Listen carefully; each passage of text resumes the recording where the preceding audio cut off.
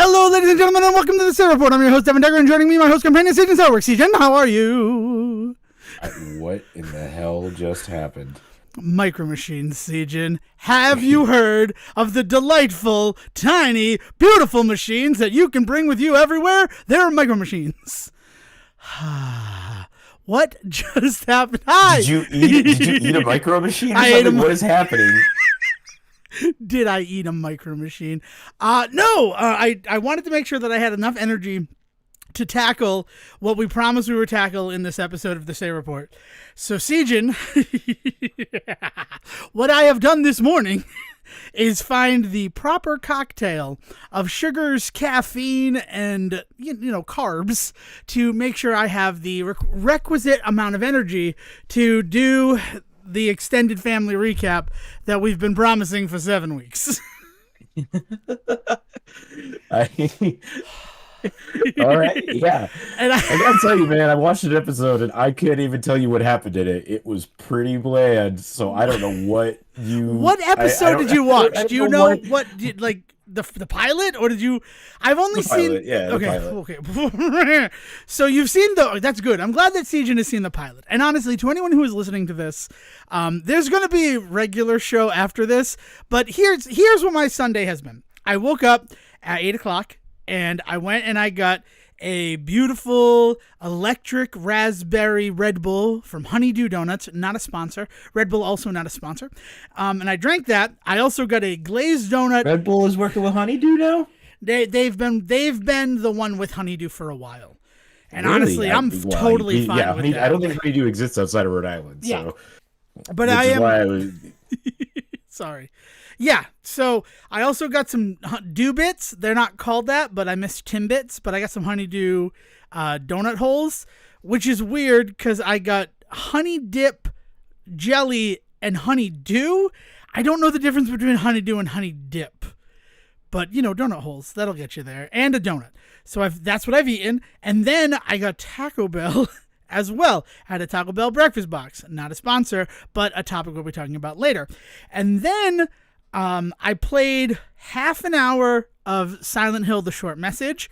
So you're also gonna shit your pants for 3 hours. No, I wish, but I know. And then I sat and I watched for 90 minutes the first 4 episodes of Extended Family, so that I could come here, sit down for the recording of the Say Report, and give a weird, waggy, semi-auto, oral history of Extended Family's first 4 episodes.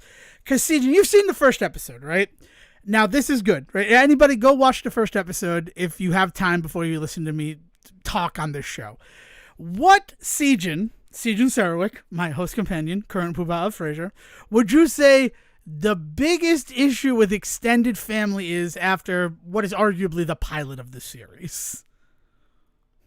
I don't know. The biggest problem with it is just that, I mean, on a meta sense, it thinks it's doing something super unique about having these 2 divorced parents trying to make it work while they figure their own shit out. But, I can think of 5 other sitcoms that do that. He's not wrong.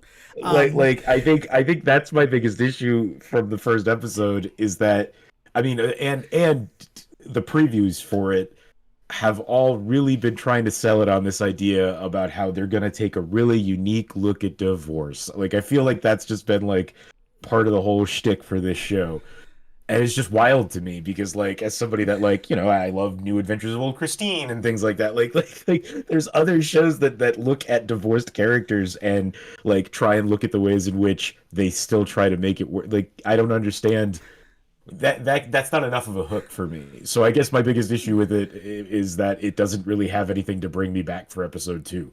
And that is a good point. In fact, I only really watched after the first episode, kind of out of spite for how bad I think the first episode of Extended Family is.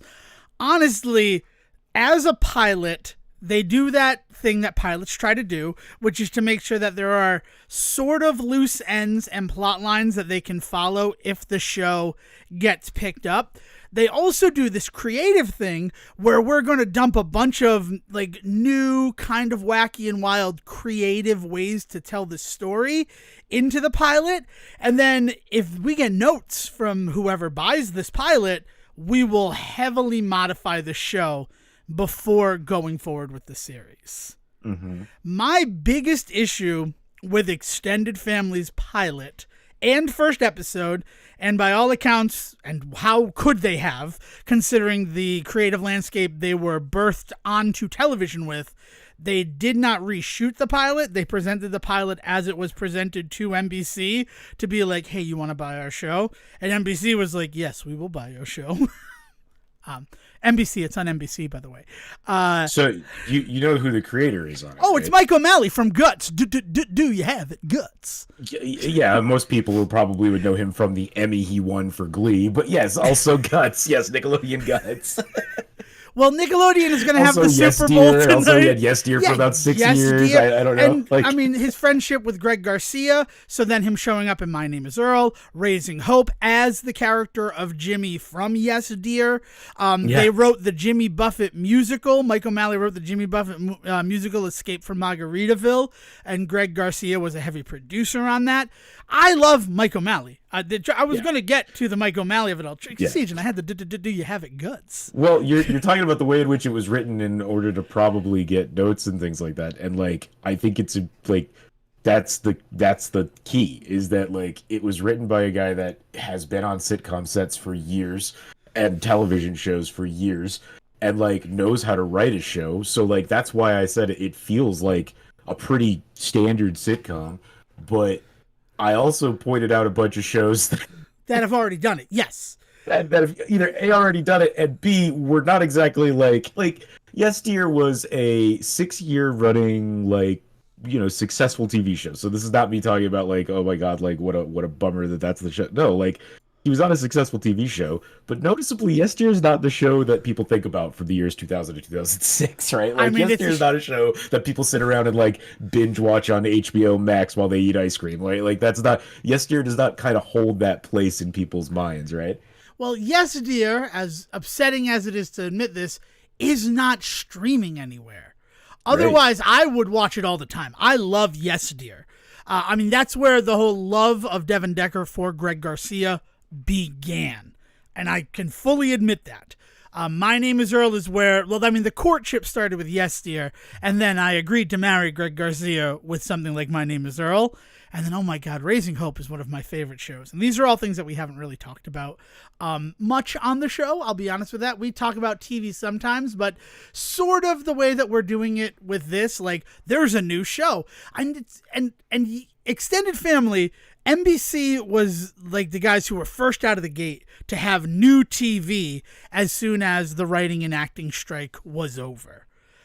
And I just, this is the one that I've had on my mind. So my big issue with the first episode of Extended Family, because Sejohn's not wrong, it is treading very well-worn territory, is that it feels like the anti-Modern Family in a lot of ways. And the reason why that is the particular show that I choose to aim my criticism at is because of this weird, like, to-the-camera confessional style cutaway that they do in the series that is fucking awful. It feels like, oh my God, we're so clever to be doing this, just as Sejohn says, like we're doing this thing that nobody has done before, but clearly you have. And then for them to act like, oh my God, we're also like, we're here to guide you so that your divorce can be less painful than everyone else's. Learn from our mistakes. And I just like wanted to be done. The first time it went to like, we're talking directly to the camera, documentary style television show, it seemed so in contrast to everything else that was happening on the series. It was like a sucker punch. And then one of the reasons why I went to the second episode of the series is because I wanted to see if the notes from NBC was, hey, this, fucking cut this. Because honestly, it is the glaring issue with the show. It is so out of place. So I have two things on that, right? Yeah. First, the reason that it feels so out of place, and the reason why it doesn't really work, right, is the way that it establishes this attitude that they have, that they're going to be this guide for other divorced couples, and like, don't make the same mistakes we did, blah blah blah, right? Meanwhile, the whole point is about how they are not like every other divorced couple, right? The choices that they're making are something that's afforded to them because of the fact that it's still pretty amicable that they broke up, right? Like, there is definitely a level there at which not all divorces happen that amicably. And then on top of that, there's a financial aspect, which is always a thing in sitcoms. You know, people seem to, work as waitresses, but yet live in the nicest apartments in New York, that type of shit, right? Like that. So that's hard to kind of get past, right? So it sets up this idea that they are going to do these confessionals and all this stuff. Meanwhile, every time it happens, all you're thinking is like, but nobody else is like you. The other side of that coin is that does establish some pretty good stuff about them as characters, just being completely out of touch people, right? But that's also not necessarily a very new concept, right? I mean, the very show you're talking about, like Modern Family, comparing it to, like, there's so much in that show about the idea that the ways that stuff works for them doesn't necessarily work for every family, and it's because of the situations that they're in. But it's the moments where it's relatable that make it work. Now, I would say Modern Family had a pretty good hit ratio on relatable moments per episode, and in the one episode, to be fair, that I watched of Extended Family, I don't know how many relatable moments there were for me. Yeah, and it's also the main drive and plot of the first episode of Extended Family is that a goldfish had died, and the parents want to just replace the goldfish and act like nothing has happened, like it's the same goldfish. But the wife, so they're the Kearneys, Jim and Julia Kearney. So Julia Kearney has announced in this episode that she will be getting married to Trey Thomas. They are engaged. Trey Thomas, by the way, played by Donald Faison, also happens to own the Boston Celtics. Just if Sejohn's going to talk about the financial issue and we're just like you, but obviously we're not just like you, one of the main characters owns the Boston Celtics. That'd be like if Mark Cuban was just like a regular character on any sitcom. Yeah, I will, like, this. It's the kind of move you pull out, like, during sweeps week and bring on a guest star, right? Like, Kyle MacLachlan comes on to play your big rich guy that you don't have to explain it allows you to not have to explain money things for a few episodes, right? Like that kind of shit. Like he is the captain. He is the there's something about the idea of bringing on the insanely wealthy side character that you do for an episode or two, maybe even an arc, right? Like maybe they stick around for a whole like half a season because they're like an important part to somebody's plot. But like, they aren't somebody that you can. I'm curious to see how this show does in a long run, if it gets that opportunity, because it's not the kind of characterization that often has much meat on its bones. like that act of making him the owner of the Boston Celtics really just establishes him as rich and not much else. I'm curious to see how far they go with that part of the whole story, right? Yeah. It is. At some point, I imagine that he just sells off the team, and then he just is just rich, and there's no basketball side angle to the whole thing. Well, once we get to episode 4 in my little recap here, Sejohn, you'll see that I don't think he's going to sell off the team. I think it's just going to be one of those quiet things about his character. But again, quiet. That's what I mean, though. Is it can't be a quiet thing, right? Like, it's a wild thing to make it the quiet thing about his character. Yes, Sorry, but they're trying to do it. But it's one of those situations where, like, even if he owned the Boston Celtics, but then it was like a secret revealed during sweeps week, like, we don't really know what you do. We just know that you work downtown near TD Bank Garden. Like, no, it's not really important. And you're just gone on Friday nights or some shit. Yeah, exactly. It's just one of those situations where, like, you keep it kind of a secret. We didn't know what Chandler did for seasons of Friends, and it was kind of the joke. And then just that he's, like, kind of a finance bro, sort of. And, like, so that explains the money, Barney Stinson, right? For that matter, right? Yeah, exactly. Like, that works. But, like, not only is he the owner of the Boston Celtics, that's how Trey and Julia met. Because he says some dumb shit and she has to come in and correct and her job is a crisis manager. So she comes in to navigate the crisis of the owner of the Boston Celtics, derived from Celtics, saying that he doesn't want the team to be, I'm just quoting the show here, a red-headed stepchild. Yeah. And Rick Fox is there because Rick Fox is there for some reason. I don't know why Rick Fox shows up in the first episode as the general manager of the Celtics, but then really doesn't say anything the entire episode. He just kind of exists as Rick Fox in the background, and then has not been seen for any of the episodes that followed that episode. Which is why it's like, we've never, like, the final episode, the pilot ends with them watching a game in the owner's suite. And then, like, we haven't really talked about the fact that he owns the Celtics since. He's just kind of been a rich guy. So honestly, one of the other notes from the pilot could have been, so he owns the Celtics. That's lovely. That's great. It's cool that Donald Faison hung out with the owner of the Boston Celtics so that he could understand the role better. But also, I don't know if it's going to be as big a deal going forward because it really hasn't been. And also, oddly enough, as the rich guy on the show, he is also kind of the most down to earth. It's not like he doesn't understand basic things that humans have to do because of his wealth. A lot of the times he's the voice of reason, which is also kind of wacky. Right? Like in the first episode, he's like, I know it's not my kid, but she's 13 years old. Maybe you tell her that her goldfish died. Maybe you treat her with basic human decency and don't try to lie to a 13 and a half year old about her goldfish dying. Yeah, and so back to your point about this whole thing about like the confessionals and stuff like that. I do think that like the show does a really good job of establishing that they are full of shit.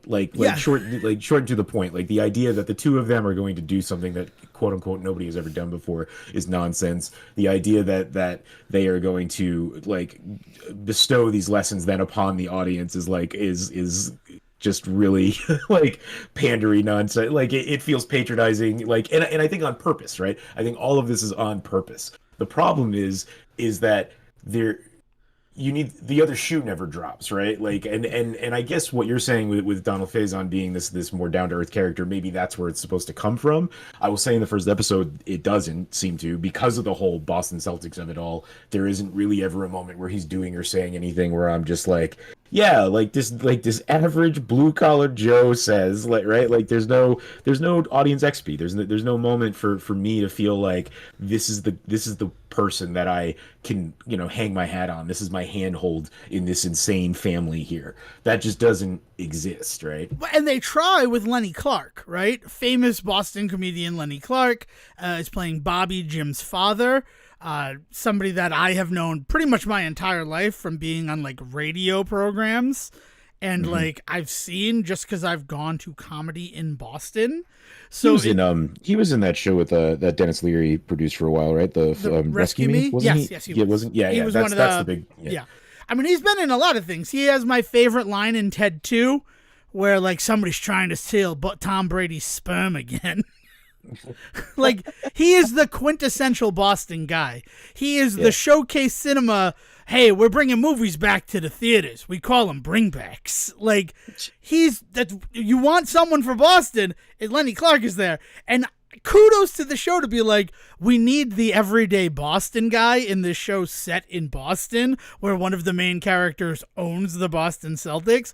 So they have Lenny Clark there, but he's like kind of an extra in so much of it. He doesn't show up at all in the fourth episode.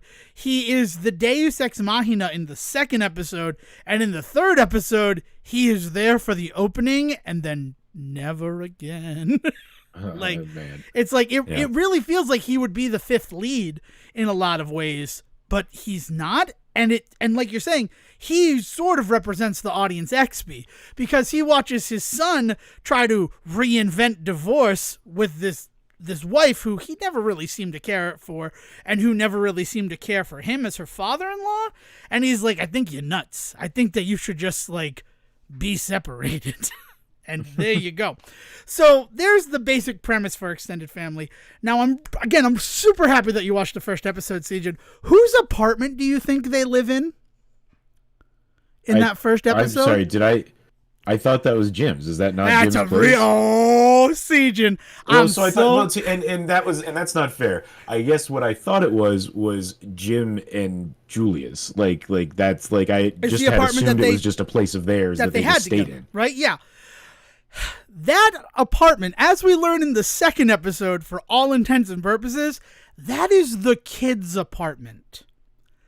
This is why this is a show that I'm like, oh, fuck, I got to talk about this on the show. I'm sorry, what kind of Zach and Cody bullshit is this? What? It's the kids' apartment? So what does that mean? What it boils down to, the apartment that they live in, we learn in the second episode, is called The Nest.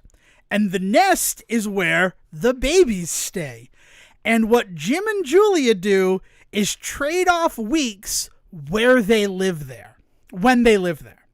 So, okay. So they're trying to do a twist on the whole shared weekends thing. Yeah. But rather than the kids moving around, they move. Yeah, so the kids don't have to move. They stay in the same school district, And, 1 week Jim will live there, and then he will go home to the other apartment that he owns or rents or whatever, while Julia comes over and stays there for a week before going home to another apartment that is rented or owned that she habitates in. And this is where the show, I'm like, holy fuck.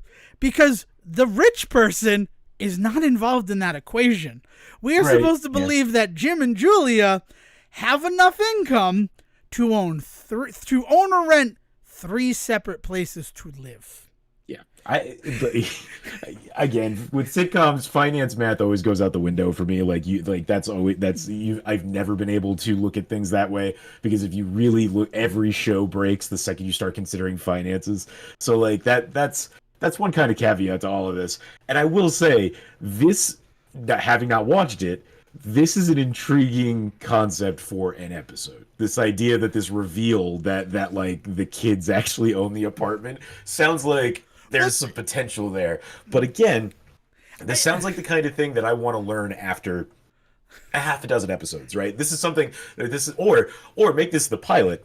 Yeah. That this is just part of their whole weird bit in this whole, like, we're going to be better at divorce than other people. Like, it almost feels like this is the better, honestly, this sounds like the better bit than anything they do with, like, the dead fish in the first episode. Right, and then a lot of times, the second episode of a series is sort of the true pilot, because the pilot is, we're going to throw everything at the wall, see what sticks, see if we can sell this, right? We're trying to make it marketable. And then once it's bought, we can do whatever the notes are from the network. And then that second episode, you get a better idea for everything that's going to be happening in the series. Well, one of the big things that we've talked about this before, but one of the things that we haven't really talked about is the idea that different networks have different audiences. Yeah. So the other part of that whole thing is, like, you got to be prepared as a creative trying to pitch a show like this, because you got to be prepared that if it ends up on CBS, you're going to be aiming for a very different type of audience than ABC, and a very different audience than TNT or CMT, like if you end up on one of these like one-off ones, right? Like, so there's something about the idea that second pilot, right? There's a deeper idea in there that also you're seeing a pilot that is much more network specific in that second episode than you ever do in that first one. Very true. But then the weirder thing, because the conflict is not the fact that they share this space. The conflict is that Trey is now that he is engaged to Julia, he will be staying at the apartment those weeks while she is there with their children.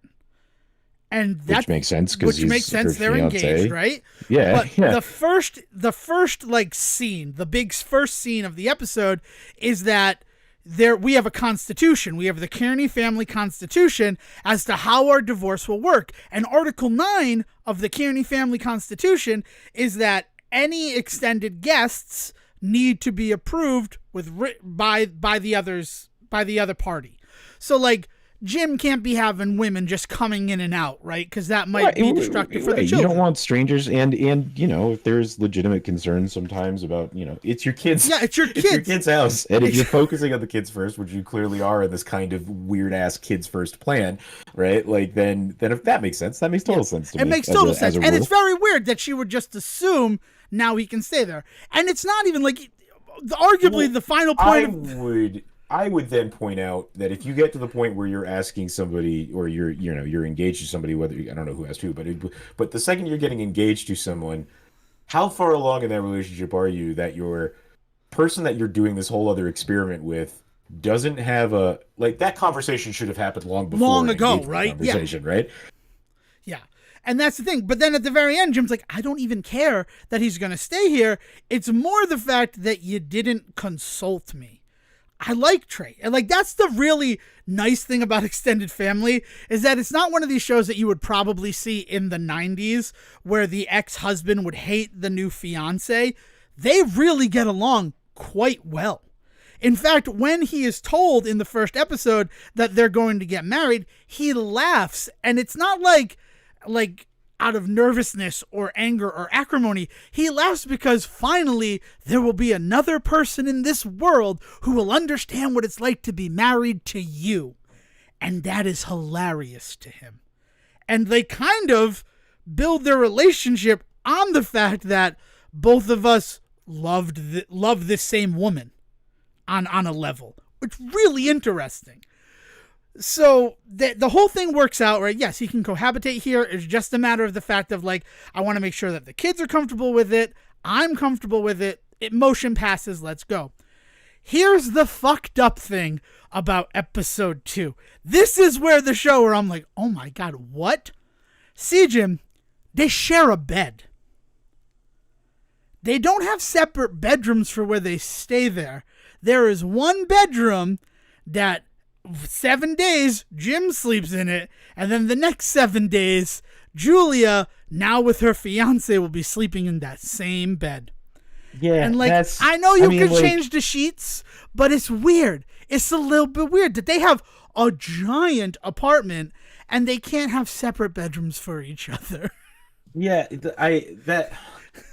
whatever. I'm down on some Airbnbs lately. The idea of staying in somebody else's bedroom that they probably sleep in more often than I ever will is it's definitely a weird thing, but it is part of the world right now. But if you're gonna go so far in this world as to make them be able to afford separate apartments plus this one, why not have them have their own? What's the benefit of having?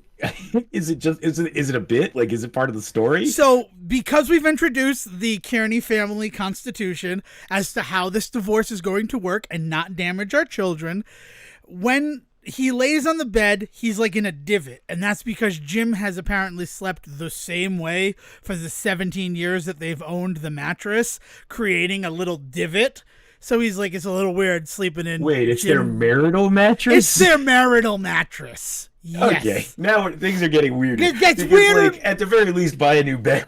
Right? So he lays in it and he's in the divot, and then she's like, oh, that's Jim's divot. And she kind of is proud of it. Yeah, he'd get naked, he'd roll up like a little fetus, and he'd sit there like a baby in the womb with a half beard. And so he's like, I can't do it. I can't sleep in Jim's little naked fetus divot anymore. So she goes, fine, we'll swap places. So they switch sides of the bed, which I don't know. I feel like TV always makes a huge deal of that. I don't understand that argument.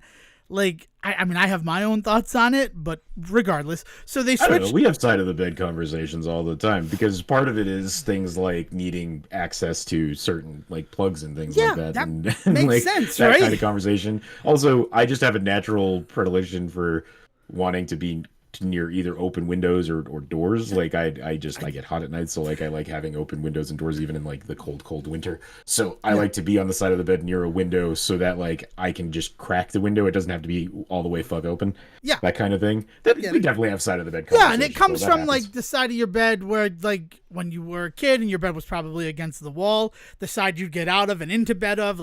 There's a lot of things there. I'd love to actually explore it deeper, but that requires to actually interview people about the side of the bed they sleep on and try to determine something. It's a little bit more academic than the Say report needs to be right now. but one day I would love it. But yeah, so they switch. So then Abigail Spencer, Julia, is in the divot, and she's like, "You're right, it's weird." So then he's like, "Why don't I get us a new mattress?" And she's like, "No, here's the Constitution, Article 22. Any purchases for the home larger than a toaster require consent of the spouse."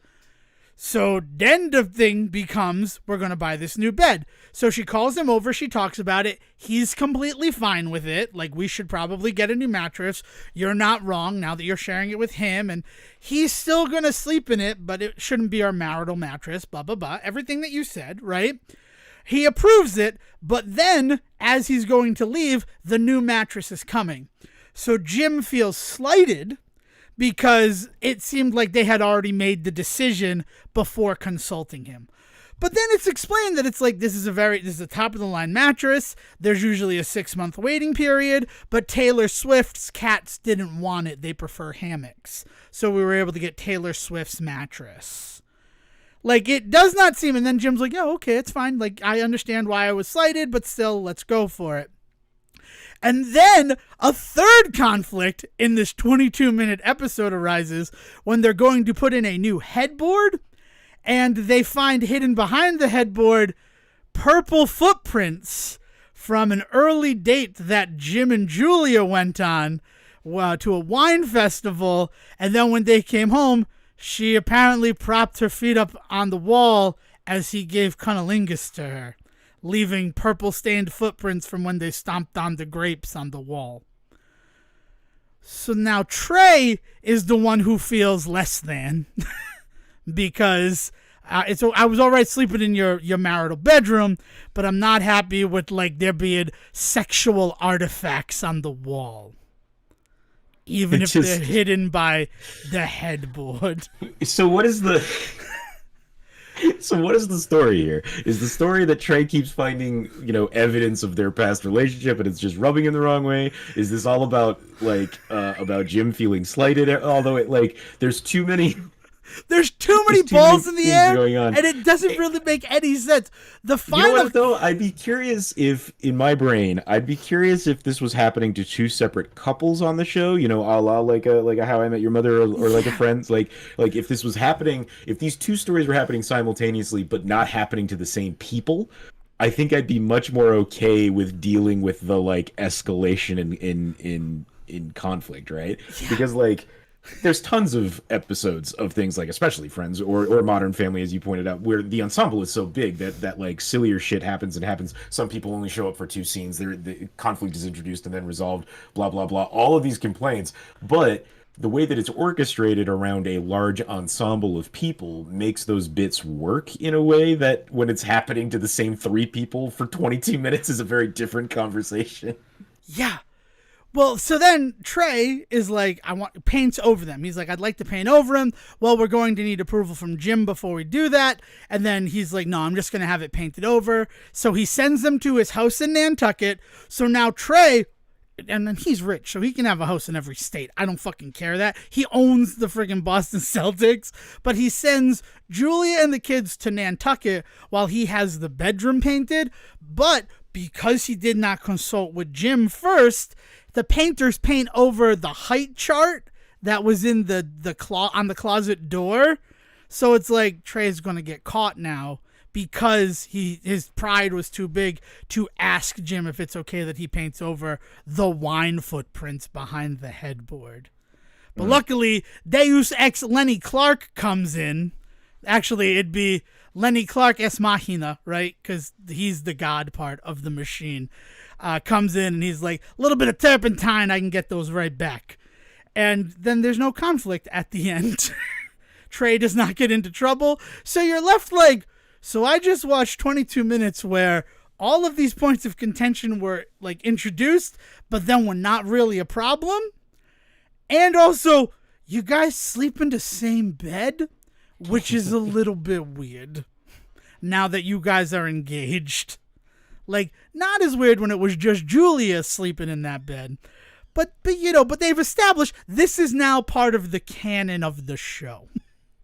Yeah, there's something wild just about this idea that this is where they chose to draw the line on on their on their supposed wealth. Yeah, like right. Yeah, like again, like I try really hard not to think about this one very specific aspect when watching these kinds of shows because it will drive you insane.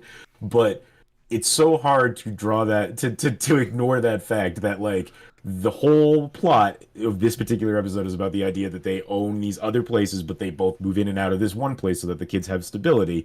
And they didn't, it didn't so, like, was this their house? So it seems to be establishing that this was their place when they were married. Yes. Yeah. Yeah. So, I mean, there is something to that, but, like, why doesn't he, like, redo the laundry room so that it's got a cot in it or some nonsense like that? Like, there's so many options to play with when you've already decided that they've got enough money for 3 houses. Yes. In Boston, of all places, too. Right. The reason they can't redo the laundry room is because their washer and dryer are in their kitchen next to their refrigerator. Because I also mapped out the house and I'm like, that's a weird place for the washer dryer. Refrigerator, washer dryer, oven to the right. Okay.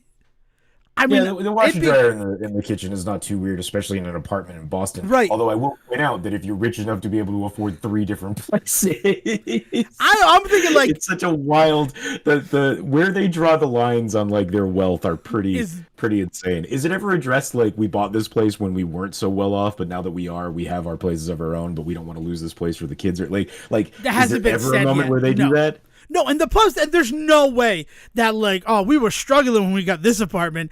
They have a balcony that opens up into Boston Garden. There's that, they have that huge patio of glass that can open up. It's not like a little window. It's like a full on balcony. That is a beautiful view of the city. Well, what do you want? You want a separate laundry room, or do you want a balcony? Because it's only one or the other in this Honestly, I want my laundry in the fucking kitchen. That seems hella convenient. I don't gotta go downstairs for it, but I digress. So the third episode, Julia. So it's been established that it's 1 week Jim, 1 week Julia. The 1 week that Jim was on, Julia had to go to Florida for a client who she can't mention because she signed an NDA.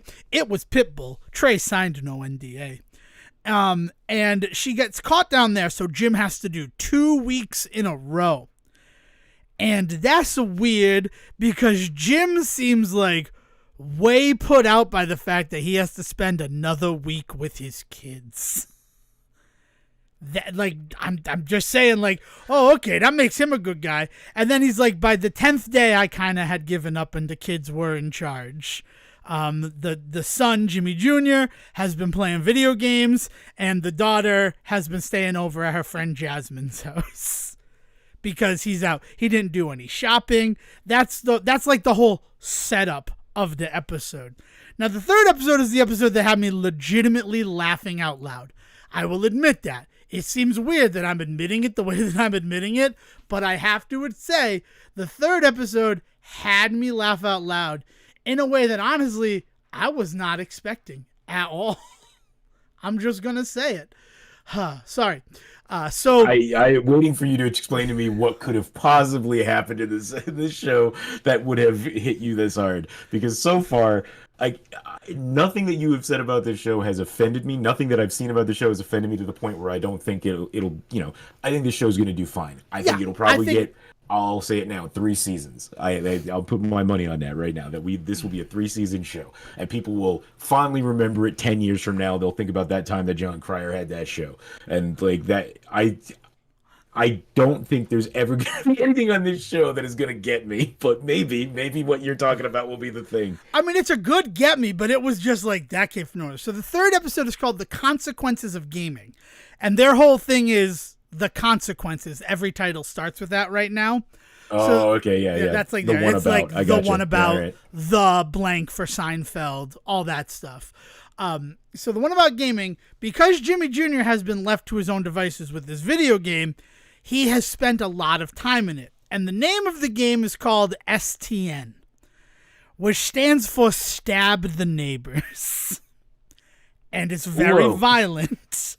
So in 2023, we have a television show where the mother is worried that her son will give into violent tendencies because of a violent video game. That's the thing. And then, like, it's pretty okay. It's like Grace is the daughter. She's doing her own thing. She got a C- on a trig test, and it's because she doesn't see the value of trigonometry. So, like, that's her story. Who does? And that's I mean, honestly, I did really well in trigonometry, and then I'm like, but what is the point of this? Like, where does this go? Even then, you go to calculus, and they're like, good thing you know trigonometry, but then you don't use anything you learned in trig and calculus. Like, it's... Yeah. We had a pre-calc class. We had trig, pre-calc, and then calc. So a lot of people just took pre-calc and skipped trig. Well, it was trig pre-calc. It was named as a dual class. Like, you'll do trig in the beginning and then you'll do pre-calc. You had it combined at your well, school. Yeah, okay. We had that, and then we also had trigonometry. And because I stood up to my bullying 10th grade teacher in geometry, he said, you're not going on to trig pre-calc. And I'm like, okay, well, what do I have to go on to then? And he's like, you're going to trigonometry. Like, he had given me the worst possible sentence ever.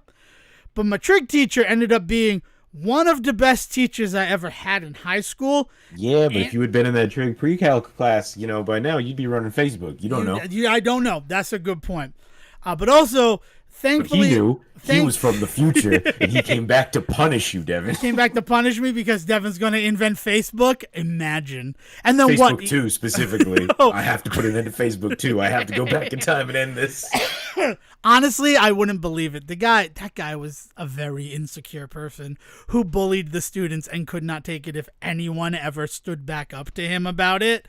And I'm Devin Decker. That's all I'm going to say on the topic of it. That's because he was a Terminator sent back in time by Devon Musk.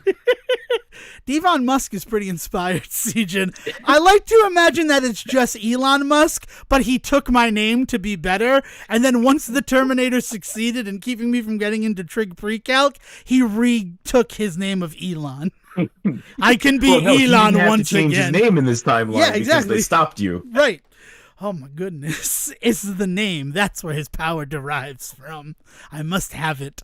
I mean, we always joke that he's Flintheart Glomgold, especially with the South African origins, but we've made him more Flintheart Glomgold in this moment than ever before. And I've never been prouder of us, Sejohn.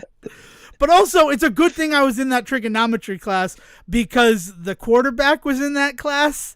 And if I had not allowed him to cheat off of me, he would not have been allowed to play in the big game and win the big game. And it was one of the better episodes of this show that we were talking about. Dude, and it was so great because the teacher's like, I know that you let him cheat off you. I'm like, I also worked with him on the stuff, but then during the test, I gave him a little bit of hints as to what to do. He's like, he gets to play. Haven't you ever seen Growing Pains? Working on cheating all night actually made us learn the material. Yeah, exactly. It was crazy.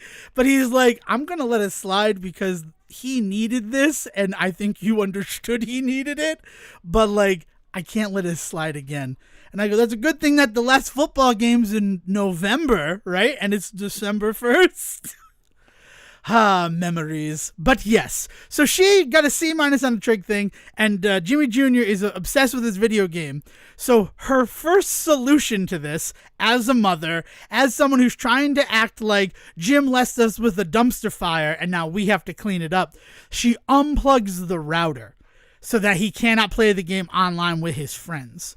But he also just got a part-time job after school, and it's not a real job. An elderly person who lives in the building, he has agreed that every day he'll bring his mail up to him. He'll come in the house and take care of any small errands that he needs done within the house. And he's initially getting paid $5 a day for that. And he negotiates with the old man. He's like, how about we go $2 a day, but I also get access to your internet. So the kid, Jimmy Jr., he looks like he's surviving and thriving in this environment. And I do like that because he now has a faster internet connection from the old man. He's still playing the game, and he's getting good enough that he's approached by a pro team, to become a pro esports player. This is the conflict. The neighbors? In Stab the Neighbors. Yeah, he's like, I That's might. the part that gets me. Like, it sounds like actually a really interesting look into, the old trope about the kid playing too many video games, the parents being upset, but then realizing the kid is actually onto something. Like, I mean, this is actually such a beautiful trope that I know Joke saw a documentary this year at Sundance about this very thing that was, to be honest, stunning. One of the best documentaries I've seen in a while. But like that whole idea of like flipping it on its head and him being actually really good and thriving in all of this. But to keep coming back to the name of the game being literally Stab the Neighbors feels like that was like the old man in the writing room that didn't want to let go of that one thing. But games are also bad, damn it. Everybody else just being like, all right, Grandpa, fine, we'll give you the one thing. We'll name it Stab the Neighbors. That's your joke. Just for you, old man. But I will say, if that is the old man in the writing room, which I think it would be Mike O'Malley, unfortunately, right? Like, we have to admit that. If he wants to keep it with the Stab the Neighbors name, one of the young people in that writer's room took the joke to some of the best levels I've ever seen, because the AI of the game lets you name the neighbors that you're stabbing and allows you to enter photos of your actual neighbors so that there's a deeper immersion to it. So he's like UFC, like the UFC games where it takes like 30 minutes for you to upload a photo to their server just for it to not fit on the head. Right. He's like, yeah, today we stabbed the Murphys, the Millers, and we're halfway through the Hendersons. And Julie's like, those are the name of our real neighbors. He goes, I know, the game's hyper immersive. The AI lets you name and create them to look like your actual neighbors. And it's like, so they do some good jokes with it as well for a game called Stab the Neighbors. But then they're like, Jimmy's like, that's fine. Like, the kid's having fun. There's no emergencies about it. He's happy. He's still going to school. He's still doing his job for the old guy. I understand why you're nervous because the game is called Stab the Neighbors. But other than that, like, there's no real issue here. So then Trey is like, all right, we need to get the kids back on track. I have a professor from my time at MIT, because Trey also apparently went to the Massachusetts Institute of Technology, that I can have them sit down with, and he will help to steer them in the right direction, right? He'll help both Grace and Jimmy with these distractions from success. Which, okay. So it is Dr. Eldridge Davenport is the name of the character. He is played by Stephen McKinley Henderson, a.k.a. my favorite part of the movie Fences.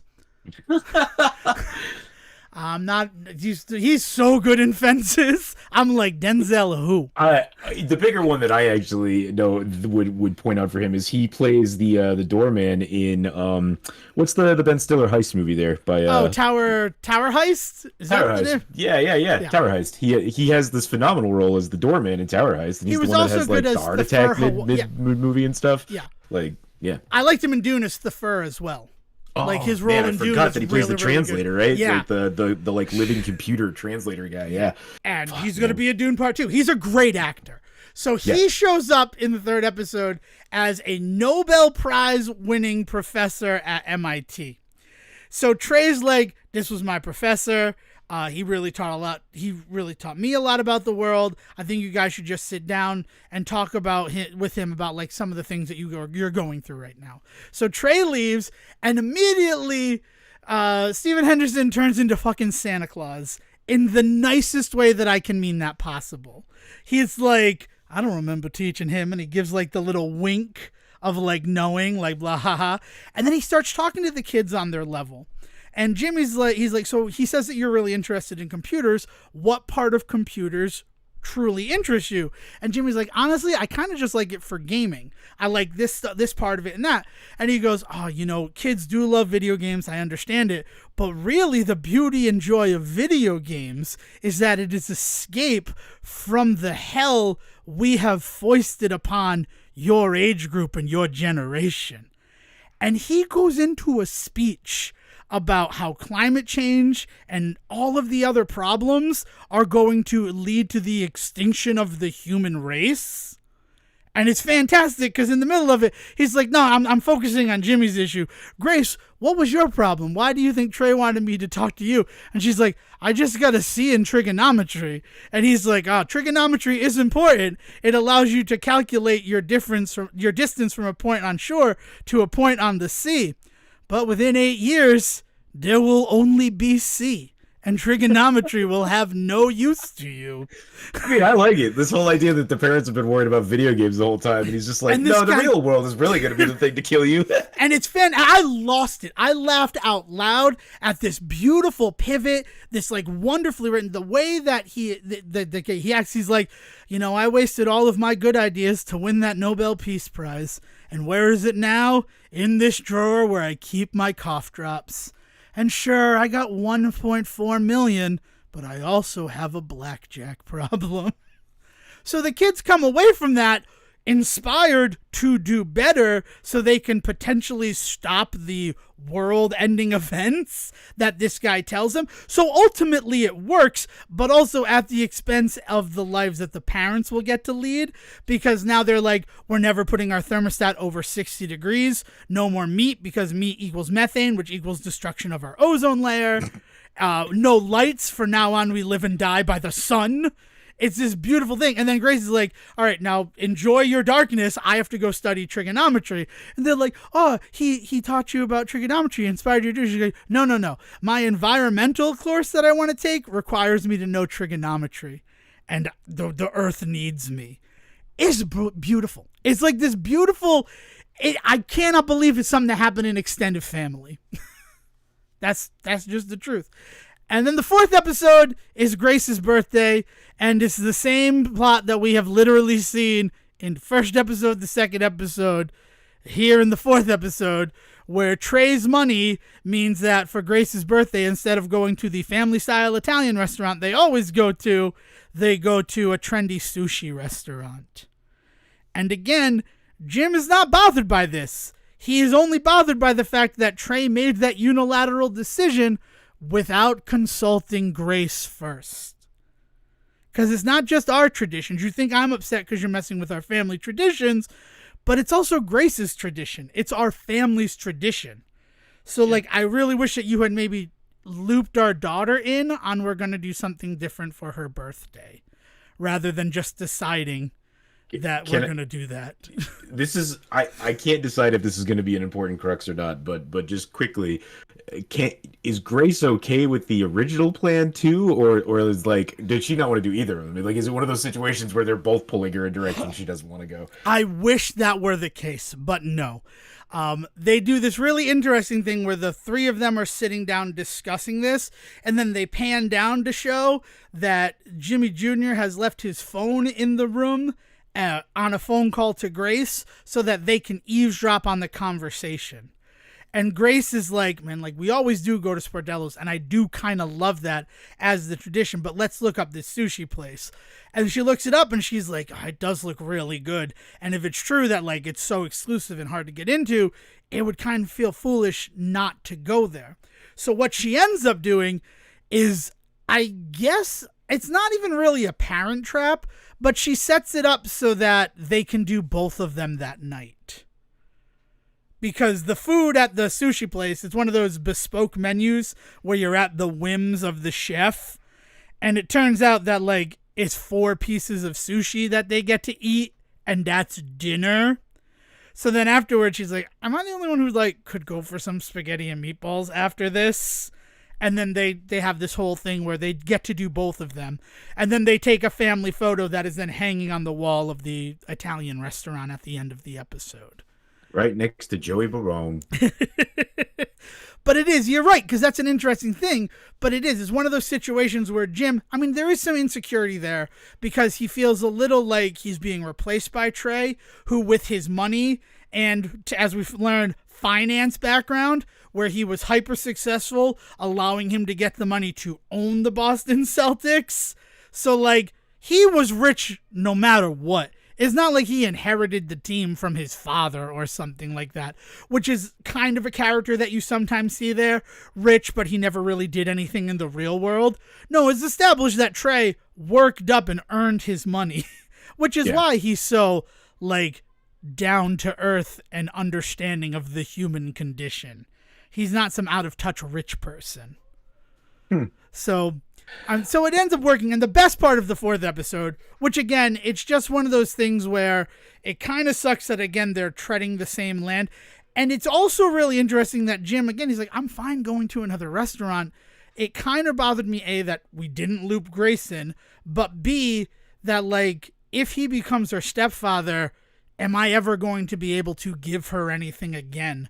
Because I'm not part of the 1%. Of the 1%, let's be honest. Owning a sports team is pretty fucking expensive.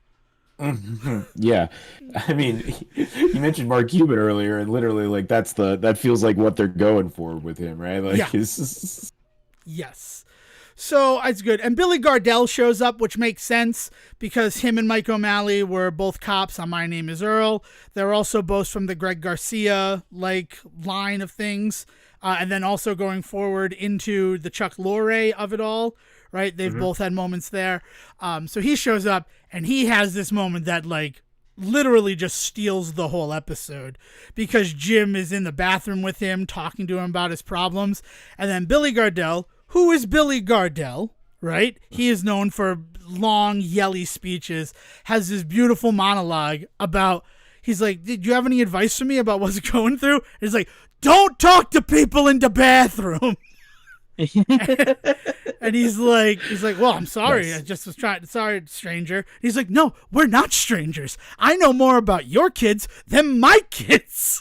We should have been strangers. That would have been good. So it's good. Like the show, I will admit, rewatching these first 4 episodes to talk about it on the series, with the benefit of A, having seen them, so there wasn't going to be anything that completely blindsided me. AKA, we all live in this, we share the same bed in this apartment that is massive. I enjoyed it. Also the benefit of like probably too much caffeine. I'll admit that. I enjoyed it.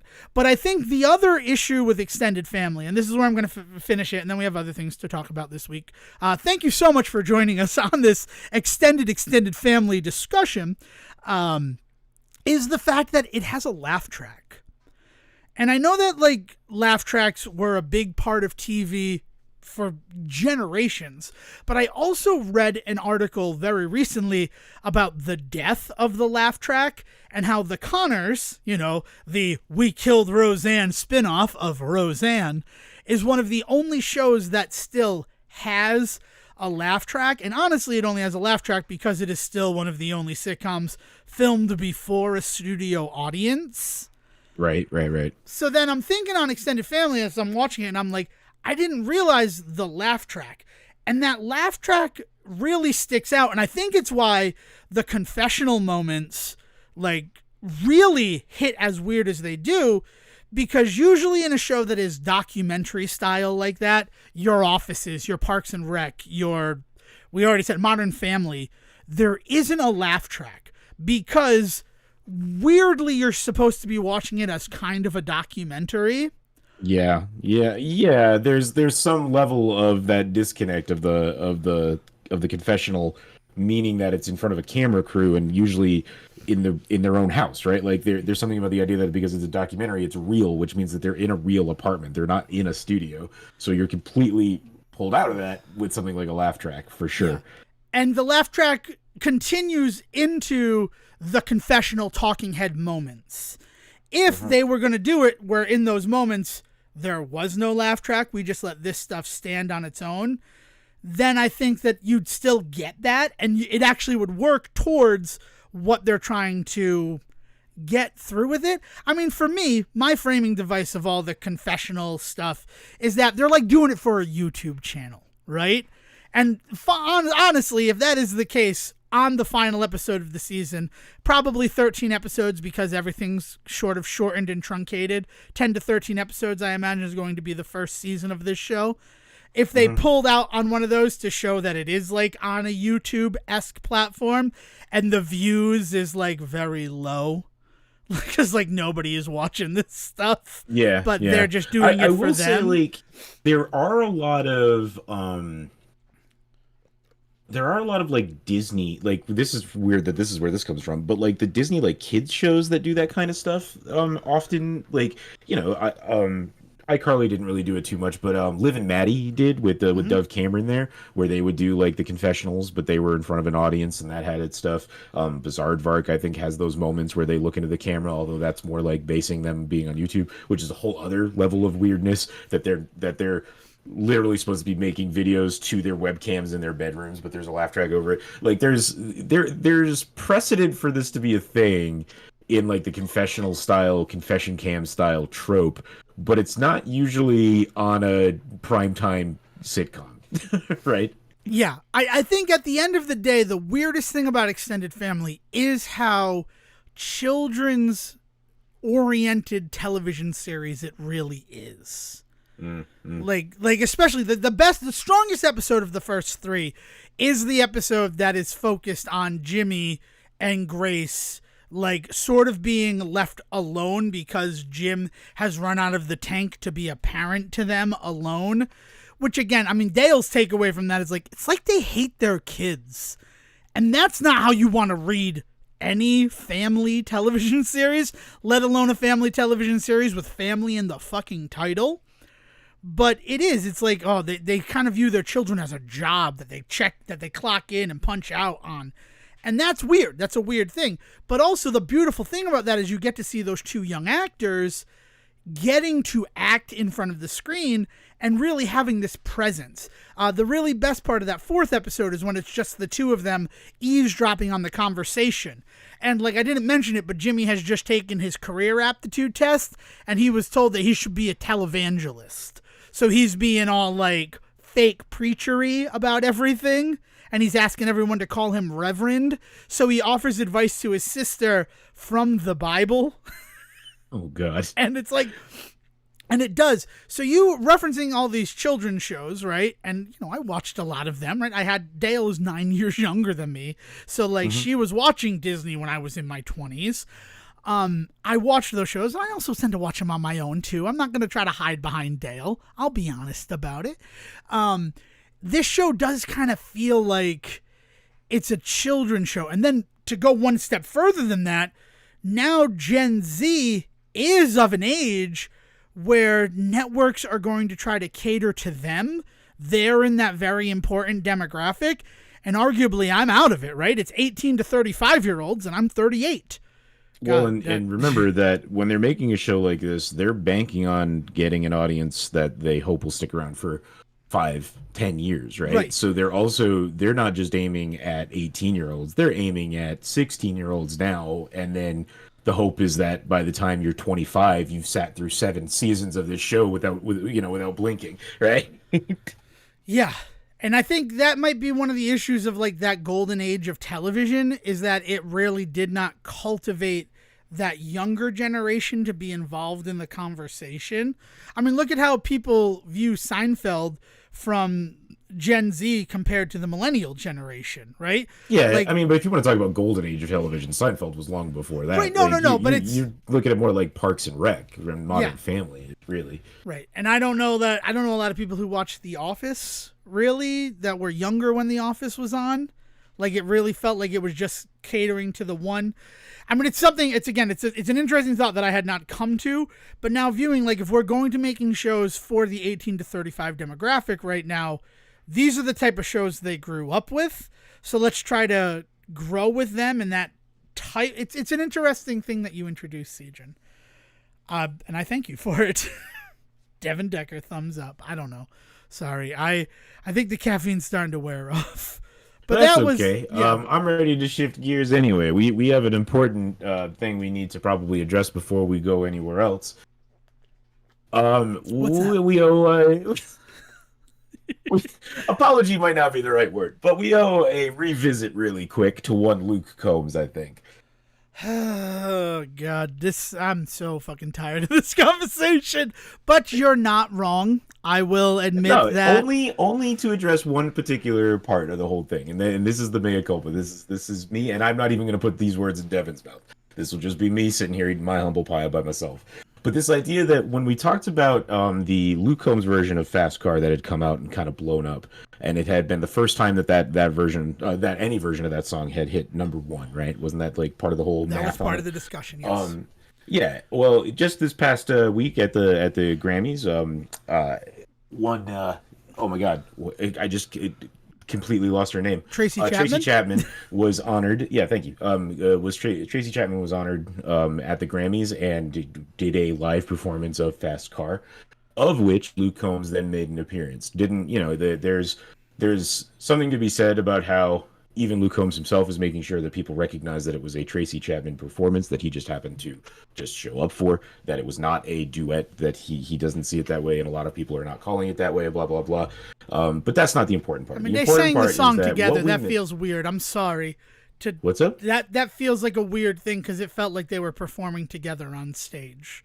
Well, I think it's a respect thing, Devin. I don't think it's that weird. I think well, out I of mean, respect but- for Tracy Chapman, Luke Combs Okay. has made it very clear that he Okay. doesn't view it as like a duet. Well, I have more, but as a privilege. I'll let you finish your statement, and then I'll put my foot in my mouth with my statement. So continue. Because one of the big things that we talked about, or I talked about when we talked about his version of the song, we went through a special episode where we went through a bunch of different versions of that song. I talked about how one of the things that didn't click for me with his was that out of all the versions we listened to, his just didn't feel like it had any real connection to the music. Part of that being things like he doesn't make any effort with lyrics or anything like that to make them his own. He doesn't do anything musically there isn't anything about it that really feels like it was more than just, I need something to fill out this CD. Here's a track. Okay, let's record that real quick. In light of the last week and the ways that things have gone and things that have been said, like, maybe there is a little bit more going on behind the scenes. And I think even during that episode, we mentioned that for all we know, that's not the case. It's just the way that it comes across in that recording of the music. So I just wanted to point out that I am aware that Luke Combs did perform with Tracy Chapman at the Grammys. I am aware that in the last week he has said more about his respect for Tracy Chapman in that song than he did in any of the time after that song released, and he was making a bunch of money off of it. But at the end of the day, it's clear that he does have that kind of affection for that song, and clearly Chapman, embraces what he was able to do for the song as well. And so, like, I'd be remiss to not, like, point out that, like, yeah, I saw that happen in the world too, and I understand that probably means that there's more to his version. But I will say this: it doesn't make me want to go back and listen to his version. I will probably listen to that live version quite a bit of the two of them, but I don't know if I'm going to go back to his version just because I see that he does have some respect, because at the end of the day, I still don't feel like it comes through in his version of the song. But that's an opinion thing more than it is a factual thing at that point. So on some level, I am happy that we're having this conversation because we can hopefully maybe put the discussion to bed. It felt a little bit weird to hear it be talked about by so many people in the wake of the Grammys, especially, I mean, it won awards and all of these other things, and we had that. I mean, it was a regular episode. It wasn't a very special episode. It was one of the tasks while we were in the writers and actors strike era. Yeah. We decided we would listen to many different covers and try to determine the why of the song. It was a good episode. Fast Cars and Bro-tatoes, if you want to go back and listen to it. I am pretty happy and proud of that episode. But again, so I don't know if this is what happened to you, what had you come to this mea culpa moment, but because of what we said about that song in that episode, I did have people coming to me this week being like, well, did you hear him say this? And did you see this? And like, yes, I'm seeing that stuff. And, maybe I was wrong in the moment, but at the time, that was the stuff that was out there. Things like he had never really heard the song before, was something that I had read on multiple articles about the song, right? It wasn't like a thing that I invented. While we also said that our personal opinion in listening to his version is that it doesn't seem like there's any emotional connection, there were supporting articles and reviews about the song that helped feed that. And now what it feels like in a lot of ways, especially to hear the little, for lack of a better word, reality TV show package that they played before Tracy Chapman and Luke Combs performed the song at the Grammys, sorry. It really kind of feels like the PR machine is now working overtime to try to bury all of that stuff. And Sejohn kind of alluded to the fact that, like, he really wasn't saying much about the song to see it was hitting number one and making him a bunch of money, but now he is saying a lot about the song. And where I find myself with the whole fast car Luke Combs issue is that either it is the PR machine working overtime now to erase that sort of indifference that seemed to be present when the song was on the charts, or there was a propaganda machine working overtime at the time to make him look bad for being successful with the song. So either way, right, I got tricked by the propaganda before I recorded that episode, or there's this PR thing and I'm watching it trick other people. It's kind of a catch-22. Whichever scenario is the actual scenario, I feel like we lose a little bit. I don't know, but I don't think it's either of those, because like I said, even we said in that episode that we don't, you never know the whole story behind this stuff. Yeah. We never know anything about the ways that artists like this interact behind the scenes. All we ever know is what's projected out there. And so, trying to divorce ourselves even from all of that, we just looked at just the song, and even then still talked about the idea that even if you just focus on his version of the song itself, it still doesn't work for us. And again, I stand by the fact that I still don't think it does, but I feel like it's important to kind of recognize that, like, how these stories also change over time, right? Because you're not wrong. I do also remember there being stuff at the time about him saying stuff like, when he first heard the song, it was so eye-opening for him, but it sounded like it was in that process of trying to develop, music for this. I haven't heard anything to contradict that necessarily in the last week. I don't know, but that's not what I'm even getting at. What I'm getting, the biggest thing is that this new version has come out, of which he is a part of which there is this emotion behind it, and part of that is because Tracy Chapman is there, right? Yeah.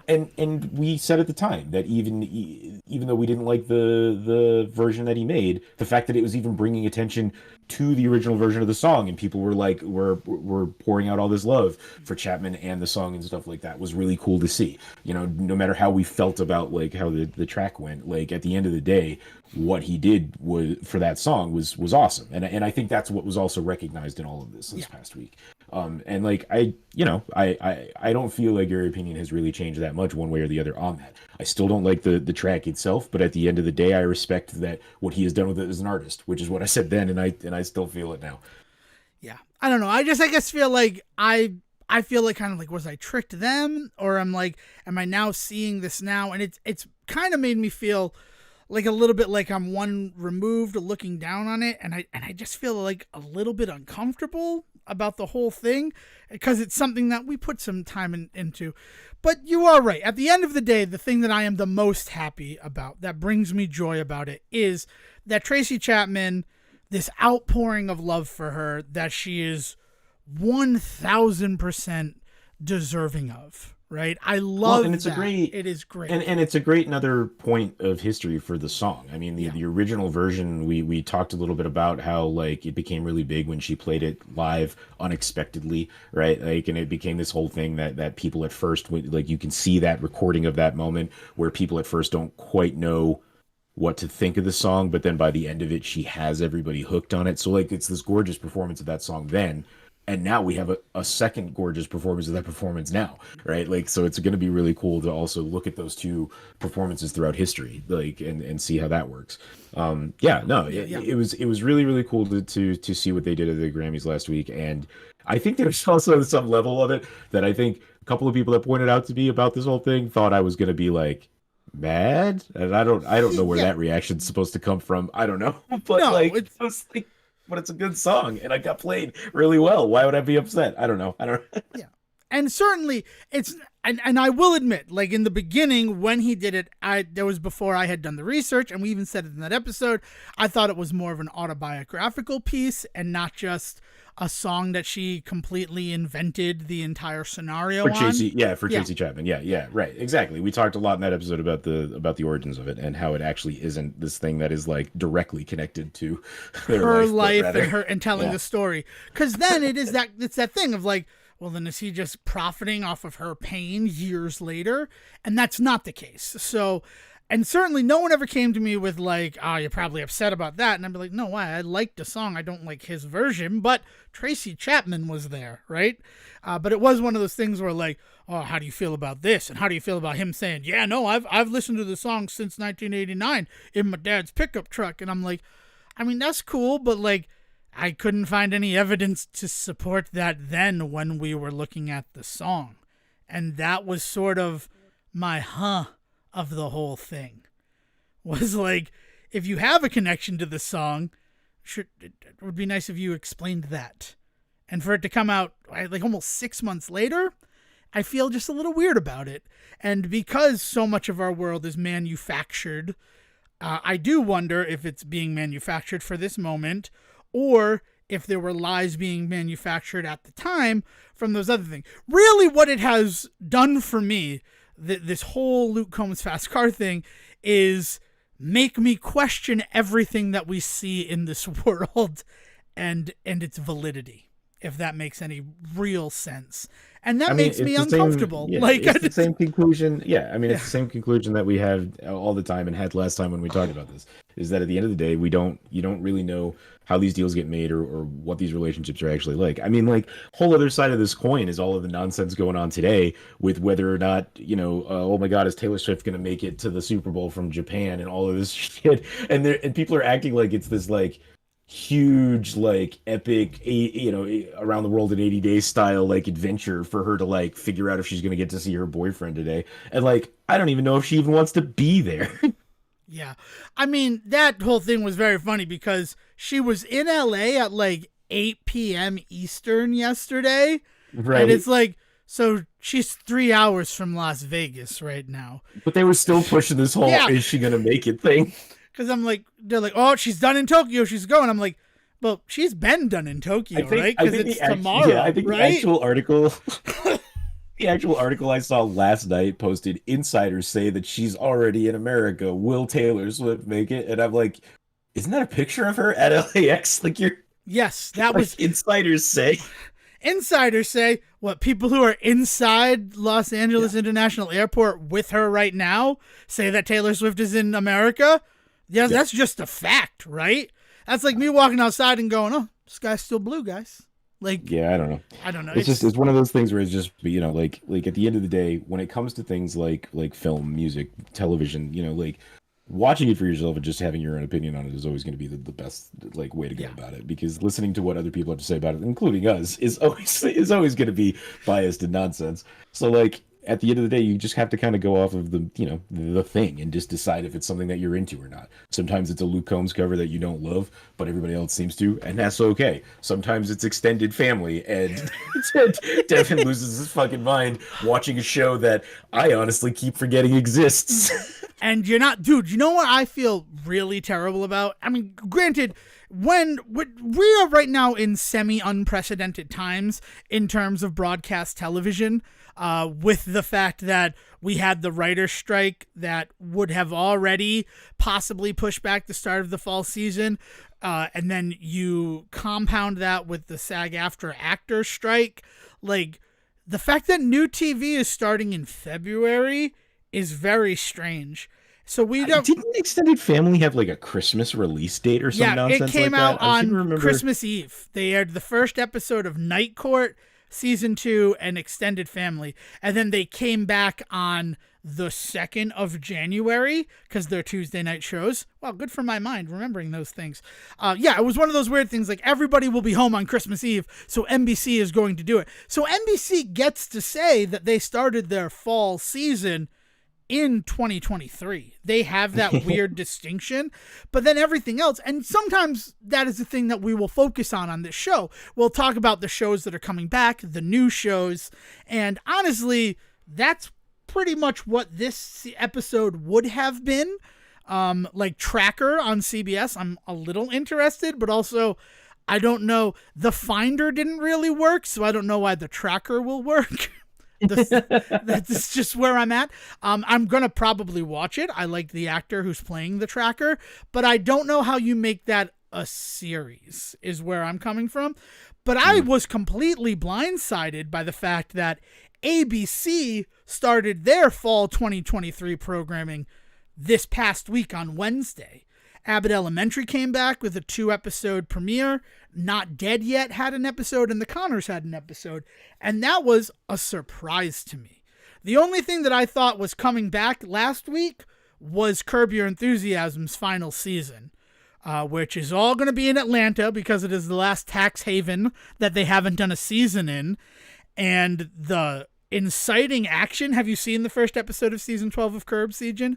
Is it all right if I spoil it if you haven't? Go ahead and spoil it. Larry David and I are in a fight right now with some of the Because stunts of he's been Elmo? pulling, but Is it because he attacked Elmo? he attacked Elmo in the middle of Elmo having a conversation about mental health. Yeah, I know. It's not great. I'm not going to be honest. But I wanted to see if that was... I know Larry David is one of those figures, and it's we can discuss it. But this was all shot prior to Larry David becoming everybody's, falling on one side or the other, as it were.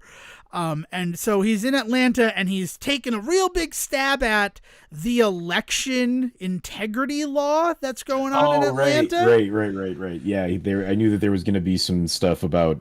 Yeah. Okay. Yeah. Go ahead. And so the end of the first episode, he goes to see Leon's grandmother as she's going to vote. And she's like, it's so hot out here. And he's like, oh, you can take my bottle of water, right? I'm not going to drink it. I'm going to have to throw it away when I get to the airport. Take my bottle of water. But if you're within 150 yards of a polling place, it is illegal to give out food or water to people who are waiting in line. That is part of the Georgia election integrity law. And the fear is that if you're doing that, then it's like quid pro quo, you need to vote for our guy. So the first episode of season 12 ends him giving him that bottle of water to Leon's grandmother, a woman that he knows has a relationship with, and him getting arrested for doing that. Which is why he's not going to be able to leave Georgia and will be stuck in Atlanta for probably the 10-episode season. And yeah, yes, I don't know. Between his crypto bullshit last year at the Super Bowl, funny enough, on the day that we were recording, but remember, he had like a crypto commercial in the middle of the Super Bowl last year that ended up being a bit of a, yeah, it was that one that ended up stealing a bunch of money from everybody. If anybody remembers, so, yeah. So that do you blame Larry David for that? Larry David didn't take the money. Losing his shit on Elmo trying to talk to kids about mental health is a wild fucking choice. I don't know. Like where the comedy is in that, if it's supposed to be comedy. He's playing it off like it was supposed to be a joke now, but fuck me, like it really just looked like an old man losing his goddamn marbles. So between you, me, and I guess the internet, where we put this, the fact that both Sesame Street and Curb Your Enthusiasm are HBO properties that air on Max, it is not the hardest thing in the world for me to believe that was a manufactured publicity stunt. Right? I will say the only reason I don't think that's the case is because of everything that's going on right now, specifically with Elmo and the whole "how you doing" like meme. Right. Like everything that's going on right now, I cannot see Sesame Street Workshop being okay. Like they are in the middle of an active mental health campaign, an anti-abuse campaign. Like they are in the middle of an active like to do that. Sesame Street Workshop is not a television production company. It is a psychology facing family first, child mental health first company that happens to produce a TV show as its product in order to teach what it learns. It's why so many things have changed on that show over the years. If this is in some way manufactured and they are in on that bit, it would be the biggest misstep in their entire kind of existence, to the point where it would be like beginning of the end material. Like this would be Sesame Workshop is no longer the company it once was style move, if that is the case. And I don't want to be this guy, but would you really put something like that past David Zaslav, who is, at the end of the day, the ultimate overlord of what Children's Television Workshop is going to do, since he's not, though. Remember very specifically, there's a whole bit about when they got purchased from PBS, the rules for what they can do with Sesame Street are very particular and very different. And that was because of a lot of oversight when they purchased, right? Because remember there was that time when HBO said that they were going to purchase this because Sesame Street was about to get fucking shit canned because of some bullshit funding being pulled from public television and all that. But HBO stepped in and said, well, then we will purchase it. And there was a lot of stuff at the time of people being worried about exactly this kind of stuff, to the point where certain contingencies were made that they wouldn't have the control over Sesame Workshop that they used to. That's why there's still episodes that air free on things like PBS. It's one of the few HBO shows that has that you can also access for free, if you want. Yes, yes. Right? Like there's a lot of stuff about that. Like if he does have that kind of control over this stuff, it really, like I said, this would be one of the biggest rug pulls ever, and for it to be a rug pull revealed by Larry David would be, again, this would just be the stupidest among the stupid. I'm not saying it's impossible. There is no part of me that thinks that it couldn't happen, but the amount of dominoes that will fall if it is ever revealed that this was that, and they don't just let Larry David, and I don't know why Larry David would want to do this, but like if they just don't let Larry David just eat shit, then if they manufactured this, they must now realize they misplayed it, and their only way out is to let Larry David be the one to eat shit at this point. I don't know why he would do it. So either he is about to eat massive shit for no reason, or he's going to reveal that it was all a fucking ploy, or he's going to have to admit, no matter what, Larry David is at the center of all of this, and none of the outcomes look good for him. No. And that is an unfortunate truth. But, I mean, in terms of there's no reality on television anymore, what a fucking terrifying thing that I just said.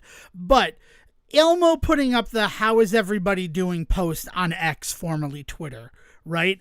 And then it being a Trauma Dump Tuesday and that whole narrative, like, was Elmo already booked to appear on the Today Show that faithful Thursday, or was that a reaction to it being this huge viral thing on Twitter? So then the Today Show in the third hour, let's get Elmo on here. And then Larry David's also there. And then we have this way to, like, I mean, that is how an episode of Curb Your Enthusiasm ends. Larry David throttles the Muppet and then dun, dun, dun, dun, dun, dun, da, da, da, da. Like, that's how it would happen. Like, it's so, in terms of how his false life is scripted being done in reality, that it's, again, I mean, to go back to everything about how I feel about Fast Car, it is this thing where, as much as I want to say, like, it's just this unfortunate thing that happened, there is that other cynical part of me that's like, but it's one of those things that, honestly, if you told me it was all planned to happen the way that it happened, I would be like, oh, okay, what's for lunch? No, I am it wouldn't make me drop my jaw anymore. No, I am a strong believer in never assign to malice that can be explained by stupidity. Yeah. Like, at the end of the day, I think Larry David's just a fucking idiot. Because the other thing is that over the years, like, this is not the first time that he has courted this kind of weird controversy because of his quote-unquote dark sense of humor, right? Like, this, it's something I've been curious about with the what is this, third return of Curb Your Enthusiasm. It feels like that show's ending every other year as we record this. Well, it certainly was supposed to end with the 5th season. Larry dies and he goes to heaven and he has that whole thing, and then he's brought back at the end. But still, like, it felt like an end of it. And then after the 8th season, it felt like, yeah, you know, like, maybe we're done here. Right. And yeah, this would kind of be like the 4th return, but but it would have been back when we called it Bo Burnham for boomers, right? Like it's like, but there's this, but there's this thing that, like, he has always kind of been on this edge of just like he's being a little too controversial, but then people will say, well, he's not the good guy of the show. Like, you're not supposed to think you're supposed to have that. And, you know, I understand that argument to a point. But as I've said many times before, you keep nailing, you keep hammering on that nail enough, and at some point you're just stuck. Like, you can't get away from that look, right? Like, there's this idea that, like, you can keep saying it's a joke all you want, but at the end of the day, like, you've told this joke now for 20 years. Like if you include Seinfeld, right? We're slowly getting close to it. It's 30 years if you include Seinfeld. Right. That's So there's this whole idea that, like, people are constantly just like, well, it's not him. It's this heightened version of reality. That's not what he's like in real life. Except then the other side of that coin is how frequently he wants to personally talk about, and people want to anecdotally talk about how no, that's, people think it's not real, but that's what he's like in everyday life, and that's what's so funny about it. And it's like, it's getting to the point where it's not funny anymore. It's starting to burden on scary. if this is truly what this man is like and has just been allowed to just walk around and make millions upon millions of dollars his entire life, just acting like this to people, like it's part of the problem, right? Like this is like one of the things that we really have, like, I thought we've worked on for the last like 20 years to stop doing, right? But yeah, but I mean, think of it. He is weirdly sort of the last bastion of that in a lot of ways. There aren't a lot of people who are still doing that Seinfeld-esque comedy. It's why it was so strange in the wake of Frasier Boston that so many people were like, oh, Seinfeld's going to get one next. And it's like, but I don't know. You know, from listening to many, many episodes of this show right here, the show that calls itself the show about everything, how much like Seinfeld influenced who Sejohn and I are in a lot of ways. Yeah. But even then, just because we like it, and just because I could probably pick 5 people in my life and ask them if they care about Seinfeld, like 50% of those people are going to say yes, and they would be excited for the show to come back. That doesn't mean that the world at large would ever let that happen. Especially, I would even go so far as to say that even as a fan of the original show and all that, I don't want it to happen. I don't want it to happen either. There's this idea that like we have grown both as people and you know, with our sense of humor and stuff, but also as like a society. Like we have just grown past that. And I don't necessarily think that we grew up and realized that stuff was silly and we never should have done it. No, I feel like we did that. Like shows like Seinfeld are the perfect example of a show that we wanted, needed at a time. And we had it at a time, and it broke barriers at that time. And then at some point, Seinfeld himself even realized, like, oh, this is not working anymore. Times are a changing, so they end it, and we move on, and that's great. That's what happens. And yeah, we can look back on it sometimes. We can cringe a little bit about the stuff that we laughed at, but we can also really embrace the idea that like it was pushing the envelope in ways that needed to be pushed at the time. But we don't need that anymore, so it doesn't exist anymore, right? And it just feels like Larry David is constantly being called out for not being able to grow out of that. Right. And as somebody that I've never really defended the guy because like Curb Your Enthusiasm has never been as important to me as anything like Seinfeld. But at the same time, I've also never been the one to like lay into him. But this past year really has proven to me that, man, this guy is like really just like in the most cringe way possible, just trying too hard to stay relevant. But like I said, between the crypto stuff last year, the announcement of Curb coming back, yet again, like I don't believe for a second this is the last season. If he can get away with doing another season sometime in the future, you know he will, right? There's nothing impressive now about them saying this is for sure, honest to God, the last season of Curb Your Enthusiasm. and then on top of all of that, him pulling off some weird fucking stunts this week.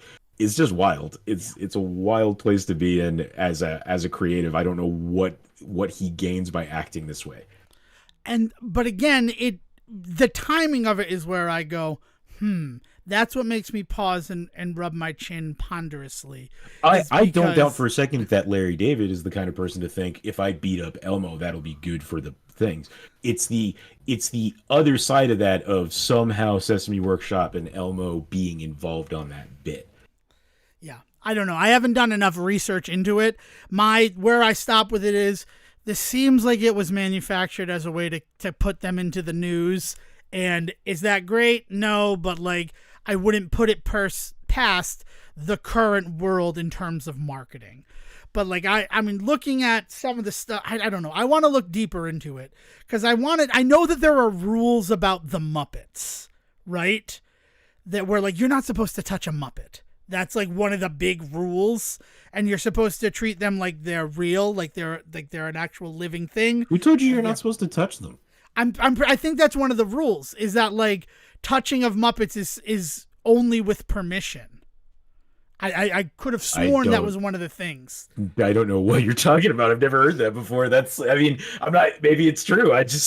They hug a lot and they do a lot of like shaking hands and a lot of things like that. So curious what would constitute that.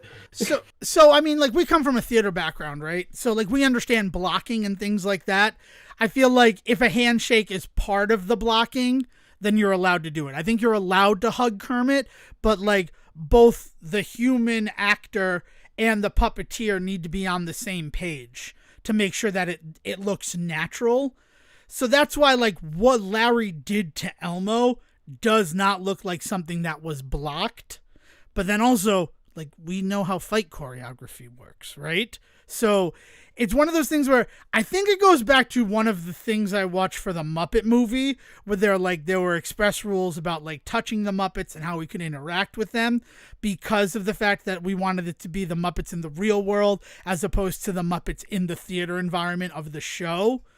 It's like, that's where that is in my head. If it's from I don't know. anything, I mean, the it's from biggest thing that. about working with the Muppets that you got to be careful of in terms of blocking is just that you're on tracks. Right. Like it's empty. There's empty floor about 4 feet below you because the puppeteers need to be able to walk around under the puppets. But that's more in studio work. In real world, they do a lot of things like putting people inside chairs and shit like that. Right. I don't know. I've never heard you weren't allowed to touch the Muppets. This is wild. This is new information to me. Like, that's something that's in my head from something long ago. And again, it could just be something manufactured or something that I heard from somewhere else. But, like, that was the main thing. I was like, wow, the fact that he touched Elmo in that way, like, I feel like that goes against one of the main tenets of the Muppets. So that is very strange. I just think me. the biggest thing, one of the bigger things, is that Sesame Street has made huge strides in the world of, like, abuse, and specifically child abuse. And for all intents and purposes, Elmo is a 3-year-old child. Like, that is the character of Elmo. So, like, letting Larry David strangle a 3-year-old seems like a real weird move on their part. Especially as the Simpsons have apparently put an end to Homer strangling Bart, and the fact that Elmo's father stood there and let it happen. I don't really love that Elmo's father looks like Telly Monster, though. I know that's just me talking, but I wish Elmo's dad looked more like Elmo. And I know that, and I don't mean anything by that, that comes from the fact that there were books I grew up with where we saw Elmo's parents, and they resembled Elmo more than the physical puppet of Elmo's father does. If that makes sense, right? I'm sorry. I don't I don't. It feels like a repurposed Telly Monster, not a repurposed Elmo, and that just seems strange to me. and mostly because they are puppets, marionettes, Muppets being fabricated in a workshop. I think maybe part of it is that Elmo's dad has been Elmo's dad for like 20 years now. So, like, I maybe there might have been books when we were kids that had different ones in them, but when I think of Elmo's dad, he's who I think of, with his silly little goatee and shit. I love the goatee. The goatee doesn't bother me. I don't know. And it comes from, I think, some book when I was read as a kid. Who knows where, like, thoughts and ideas about characters come from. But I know that I was read a lot of Sesame Street books as a child. So it wouldn't surprise me if seeing Elmo's father, like, when he became a bigger deal on the series, or at least in the media marketing for Sesame Street, I'm like, I don't remember his dad looking like that. But you are not I don't wrong. know. His dad, his dad's been his dad like this since, because I remember, like, back when he got deployed in the army, like back in like 2005, I think. Yeah.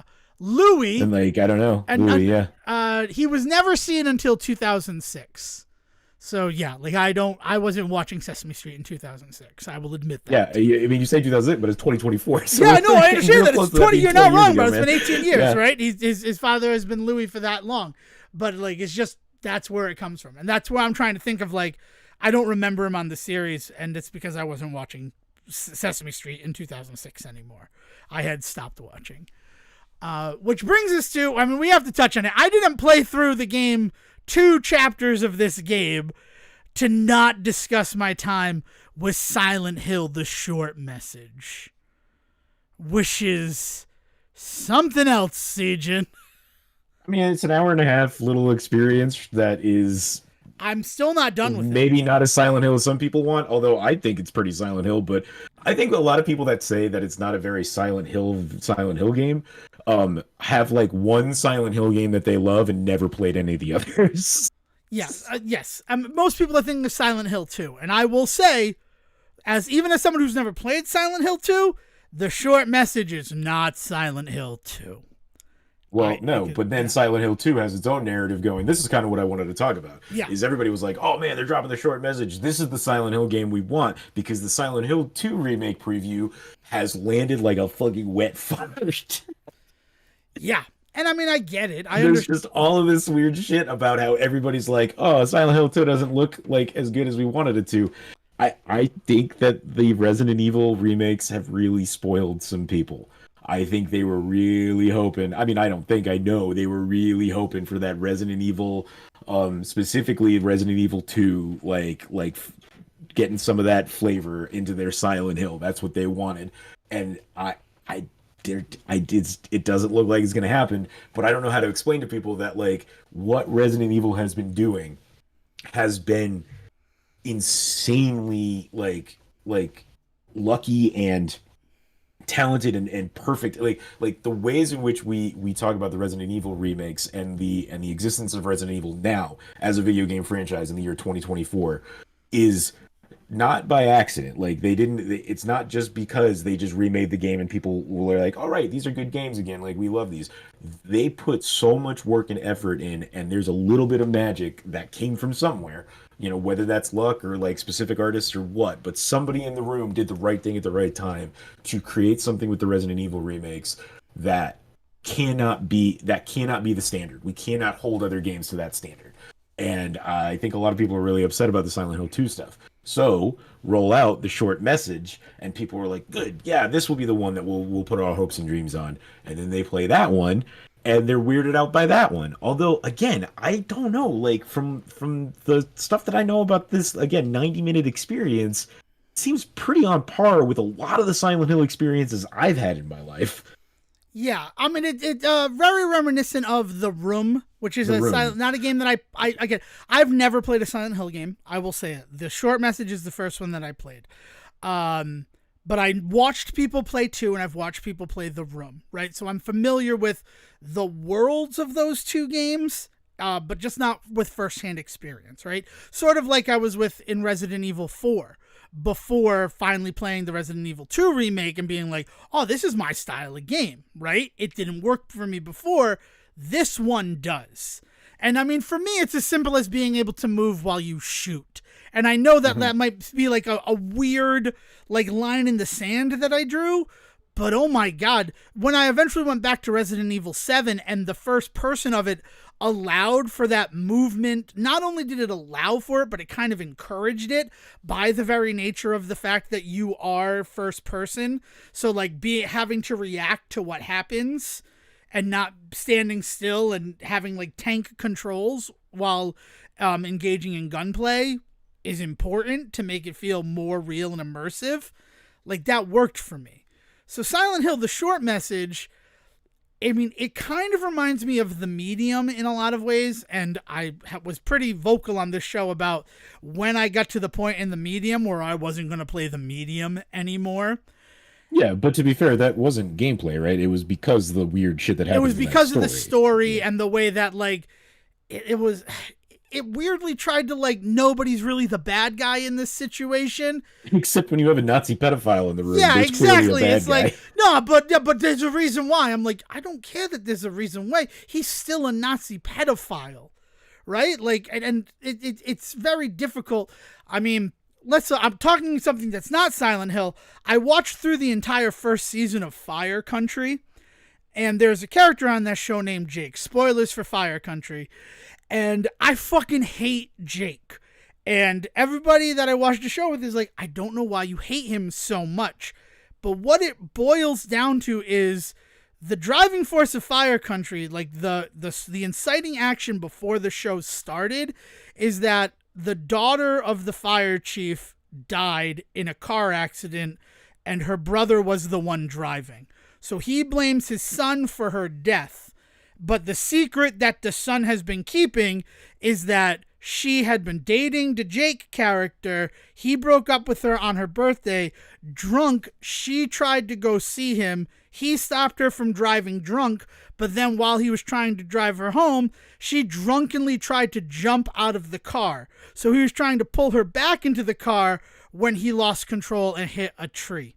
That's very, very crazy. I understand that.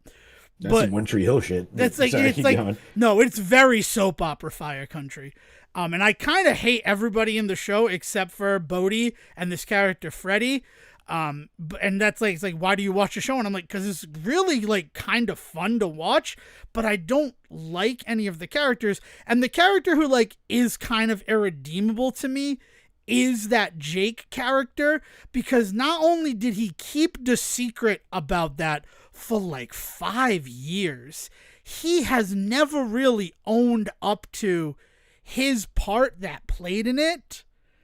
And is like, and he's really selfish in all of his other motives and things. It's not like he grew from that moment. He's still kind of a selfish asshole with a Superman complex. And I know this seems removed from everything that we were talking about, but like, there are some things for character. It's the kick the cat moment, right? And when they kick the cat so hard that it like goes up into orbit and then burns up on re-entry, is really hard to redeem that character. And that's what Nazi pedophile is. It's Right. not as bad as somebody responsible for a girl's death in some small way who like kept it a secret because somebody else got to take the blame for it. But it's that same level of just, you've made a character who just is so irredeemable that I'm not interested in their redemption, right?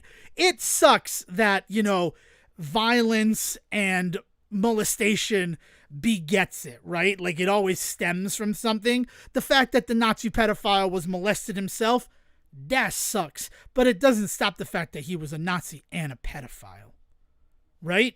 Like just to go Yeah, I'm there. waiting for you to bring it back to Silent Hill. So Okay, so Silent Hill, right? Silent Hill, the short message, you play as the girl Anita, and Anita is walking around in an apartment complex. I think I sent you the photo, where it is the apartment complex. It's in business if you haven't seen it.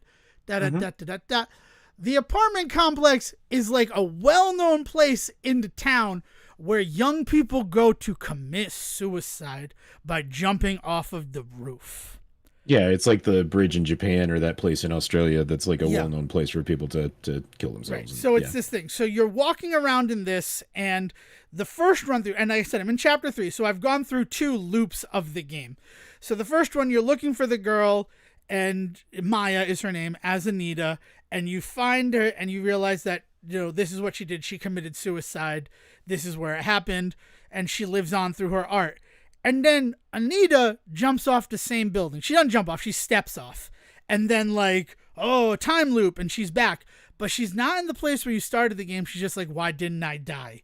So then she's going through, and like, it's even creepier now. Like all the art and graffiti that had been done by Maya is now like defaced with slurs and insults and all of this stuff. And then it also finds out that Anita's friend Amelie also may have been suicidal, and that Anita was jealous of their friendship, so she took a letter that was meant to go to Amelie from Maya. So now Anita feels responsible for Maya's suicide because she was asking for help, and that letter asking for help never got to the party it was intended for.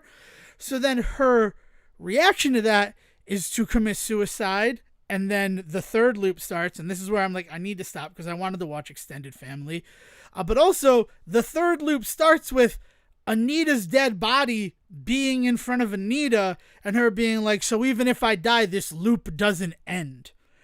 And like, that's really good, like, Silent Hill style storytelling, right? Mm-hmm. But it also kind of reminds me of the game Guilt. Remember Guilt? And I'm not just asking you, I'm asking everybody.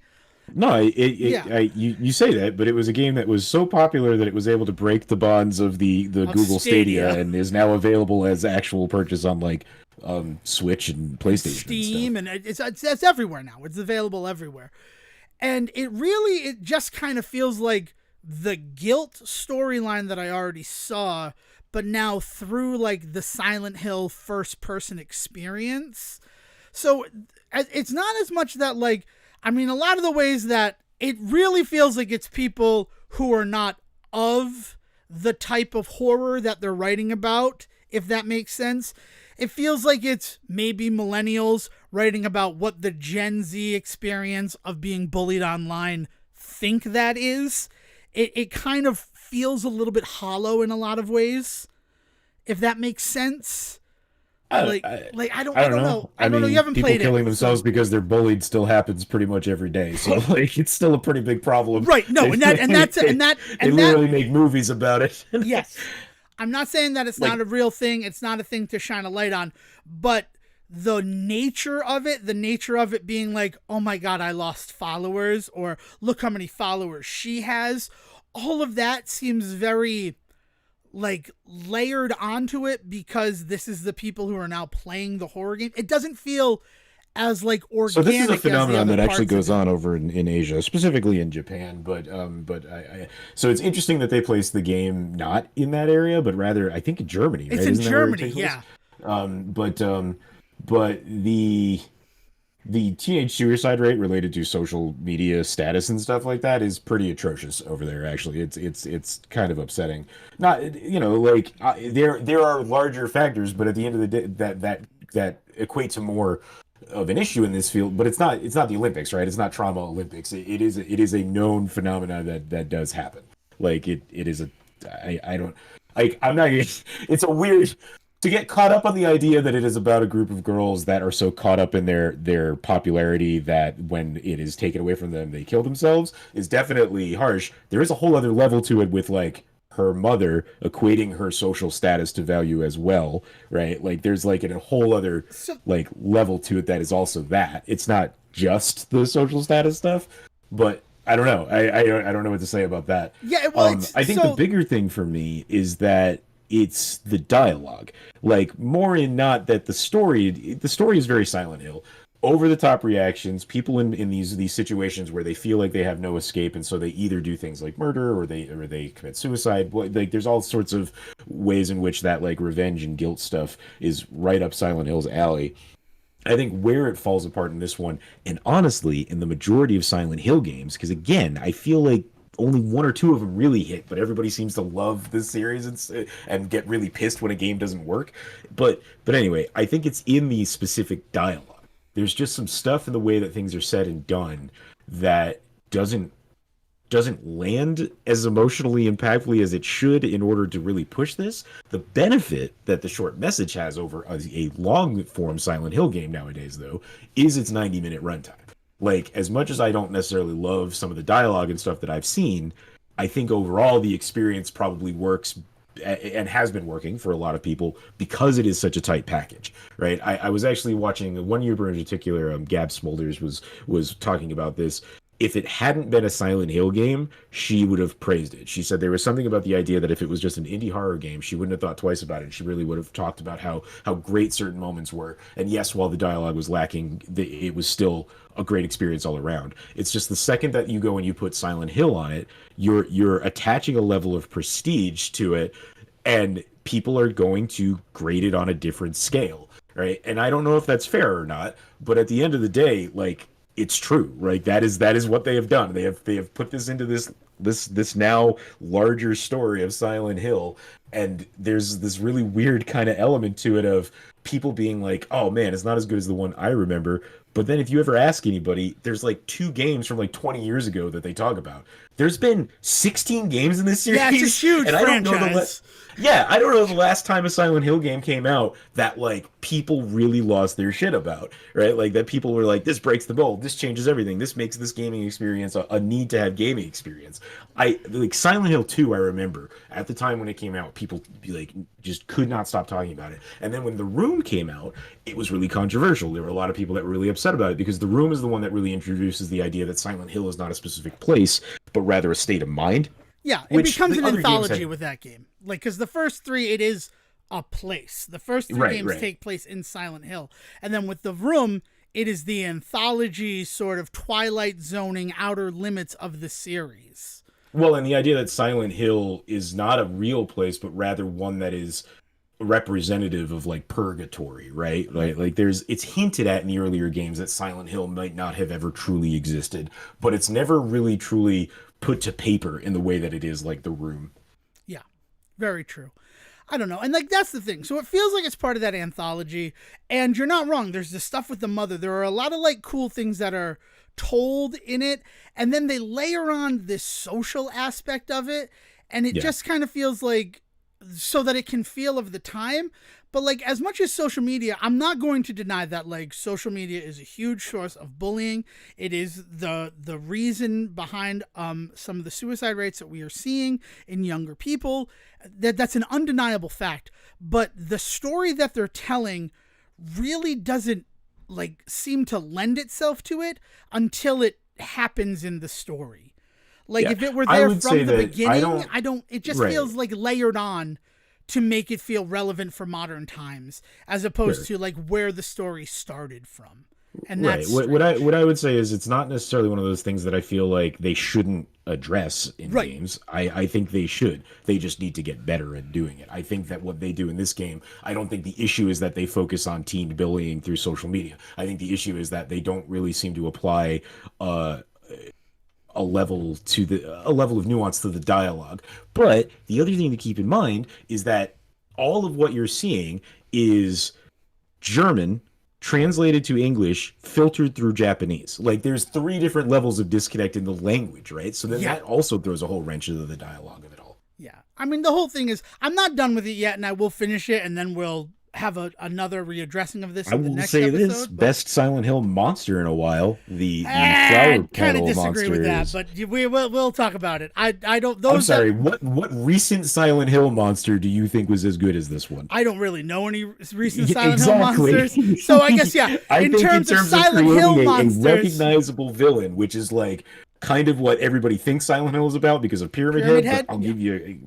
Pyramid Head has been around for 20 years. Like, they have finally kind of gotten back to that aspect of it, and I think that is pretty awesome. And again, like the flower petal and the way that it relates to Cherry Blossom in the story and stuff, I think is a phenomenal monster. I don't know what kind of issues. I mean, it pulls your fucking heart out when it catches you, man. Yeah, I know that, but I feel like everybody is just trying to recreate the giant baby section from Resident Evil Village since the giant baby section of Resident Evil Village. But the giant baby section of Resident Evil Village was just a play on like amnesia and like that was a tropey ass section in of itself. They didn't invent that. No, I understand that, but it was just Silent Hill and I know, but it's just, that's all I can think of in those sections. Like the way that you have to like evade and go in circles and stuff. They're the most engaging part of the section, but I'm not really afraid of the monster. And that is a disconnect for me with the game. And that's kind of disappointing at the end of the day for me. Yeah, like I said, it's not necessarily firing on all cylinders either, right? I think there is a lot more in it than what we're probably going to get from Silent Hill 2 Remake. But the other thing is Silent Hill Remake ain't out yet. I also have a lot of issues with the ways that people are kind of ragging on it for things like polygon counts and shit like that, and the villains, the baddies, right? And like, I don't know, man, there's so much more work they could still be doing on it. So there's also that aspect to this whole conversation too. But Silent Hill fans are weird because, again, there's been like 2 or 3 games in the series that have been really kind of important outside of the circle of Silent Hill fandom. But within the Silent Hill fandom, they act like every game is like groundbreaking material or like utter crap. They're one of the weirdest hot and cold fandoms out there. Yeah, and as somebody who really didn't embrace the horror genre of gaming until 2019 with Resident Evil 2 Remake, I'll admit that I am still a stranger in a strange land, even though it has been 5 years, almost to the day since Resident Evil 2 Remake was released, at least till the time where I got the Platinum Trophy for it, and really like gave myself over to what it meant to be a Resident Evil fan.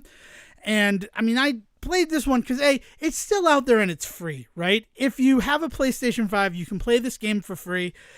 We haven't given away everything about it, because I haven't finished it yet. I do want to finish it before going there, but I didn't expect it to be as an immersive experience as it actually is. When I restarted the loop that 3rd time and saw Chapter 3, I'm like, oh, wow, so, like, this is intended. It's not, like, one of those games where, like, this is the next part of the game I'm supposed to be playing. So I do intend between now and then to finish up the whole package, and then maybe I'll feel differently about it. But with what I've played so far, there is some really good horror stuff in there. Again, even though I'm not particularly afraid of the cherry blossom monster, it is the part of the game that is really action packed and not sort of a scavenger hunt to find the things you're supposed to look at in order to open up the next door. So It's the game part of the video game, not like the storytelling part, which we can argue about the differences between that till the end of time. But yeah, that's sort of where I am with it. I'm glad I played it, though. I'll say that. I'm glad I didn't just listen to... I'm happy that you're finding, semi-positive things about it. I was kind of dropped into just the most negative responses to this game over the past week. Yeah, I don't know. You run in very different circles than I do online, and there's a lot of people that react to things on your end that seem to be never want to find joy in anything. So I don't know, man. Yeah, I think it forces me to go out and find joy more because of the people I see who just can't do it. But again, maybe I'll walk away from the gauntlet and just live in bliss for a little bit. Who knows? Madam Web comes out this Friday, and I just got tickets to it in laser projection. Despite issues with the internet about that, I just don't understand the world sometimes, Sejohn. But that's for next time. It's actually a laser projection when you get there. Yeah, right? We'll see. I'll be able to report next week. Is there anything else you want to add before we send this one off? No, I think that's going to be it for me today. Right, cool. So from me, I'm not putting a Sejohn. Congratulations to the San Francisco 49ers on winning Super Bowl 58. If you want to talk to us about anything we said in this episode or introduce your own thoughts or developments or anything, get to us. It's thesayreport@gmail.com. And also, if you email us, we can send you an invite to the Discord because we're still working out how to get invites out to the Discord. The Discord is there. It's set up. We have some people. But yeah, so still the best way to get in touch with us is thesayreport@gmail.com. From me, have a great week. Sejohn, it was great to talk to you. And now, William, please bring us home. Thank you for listening to the Say Report with your host Devon Decker and Sejohn Serwick. Please follow the guys on Twitter and Facebook by searching for The Say Report, and you can always subscribe on your podcast channel so this is delivered straight to you and you can enjoy it every week. With apologies to your mother, we'll see you next time.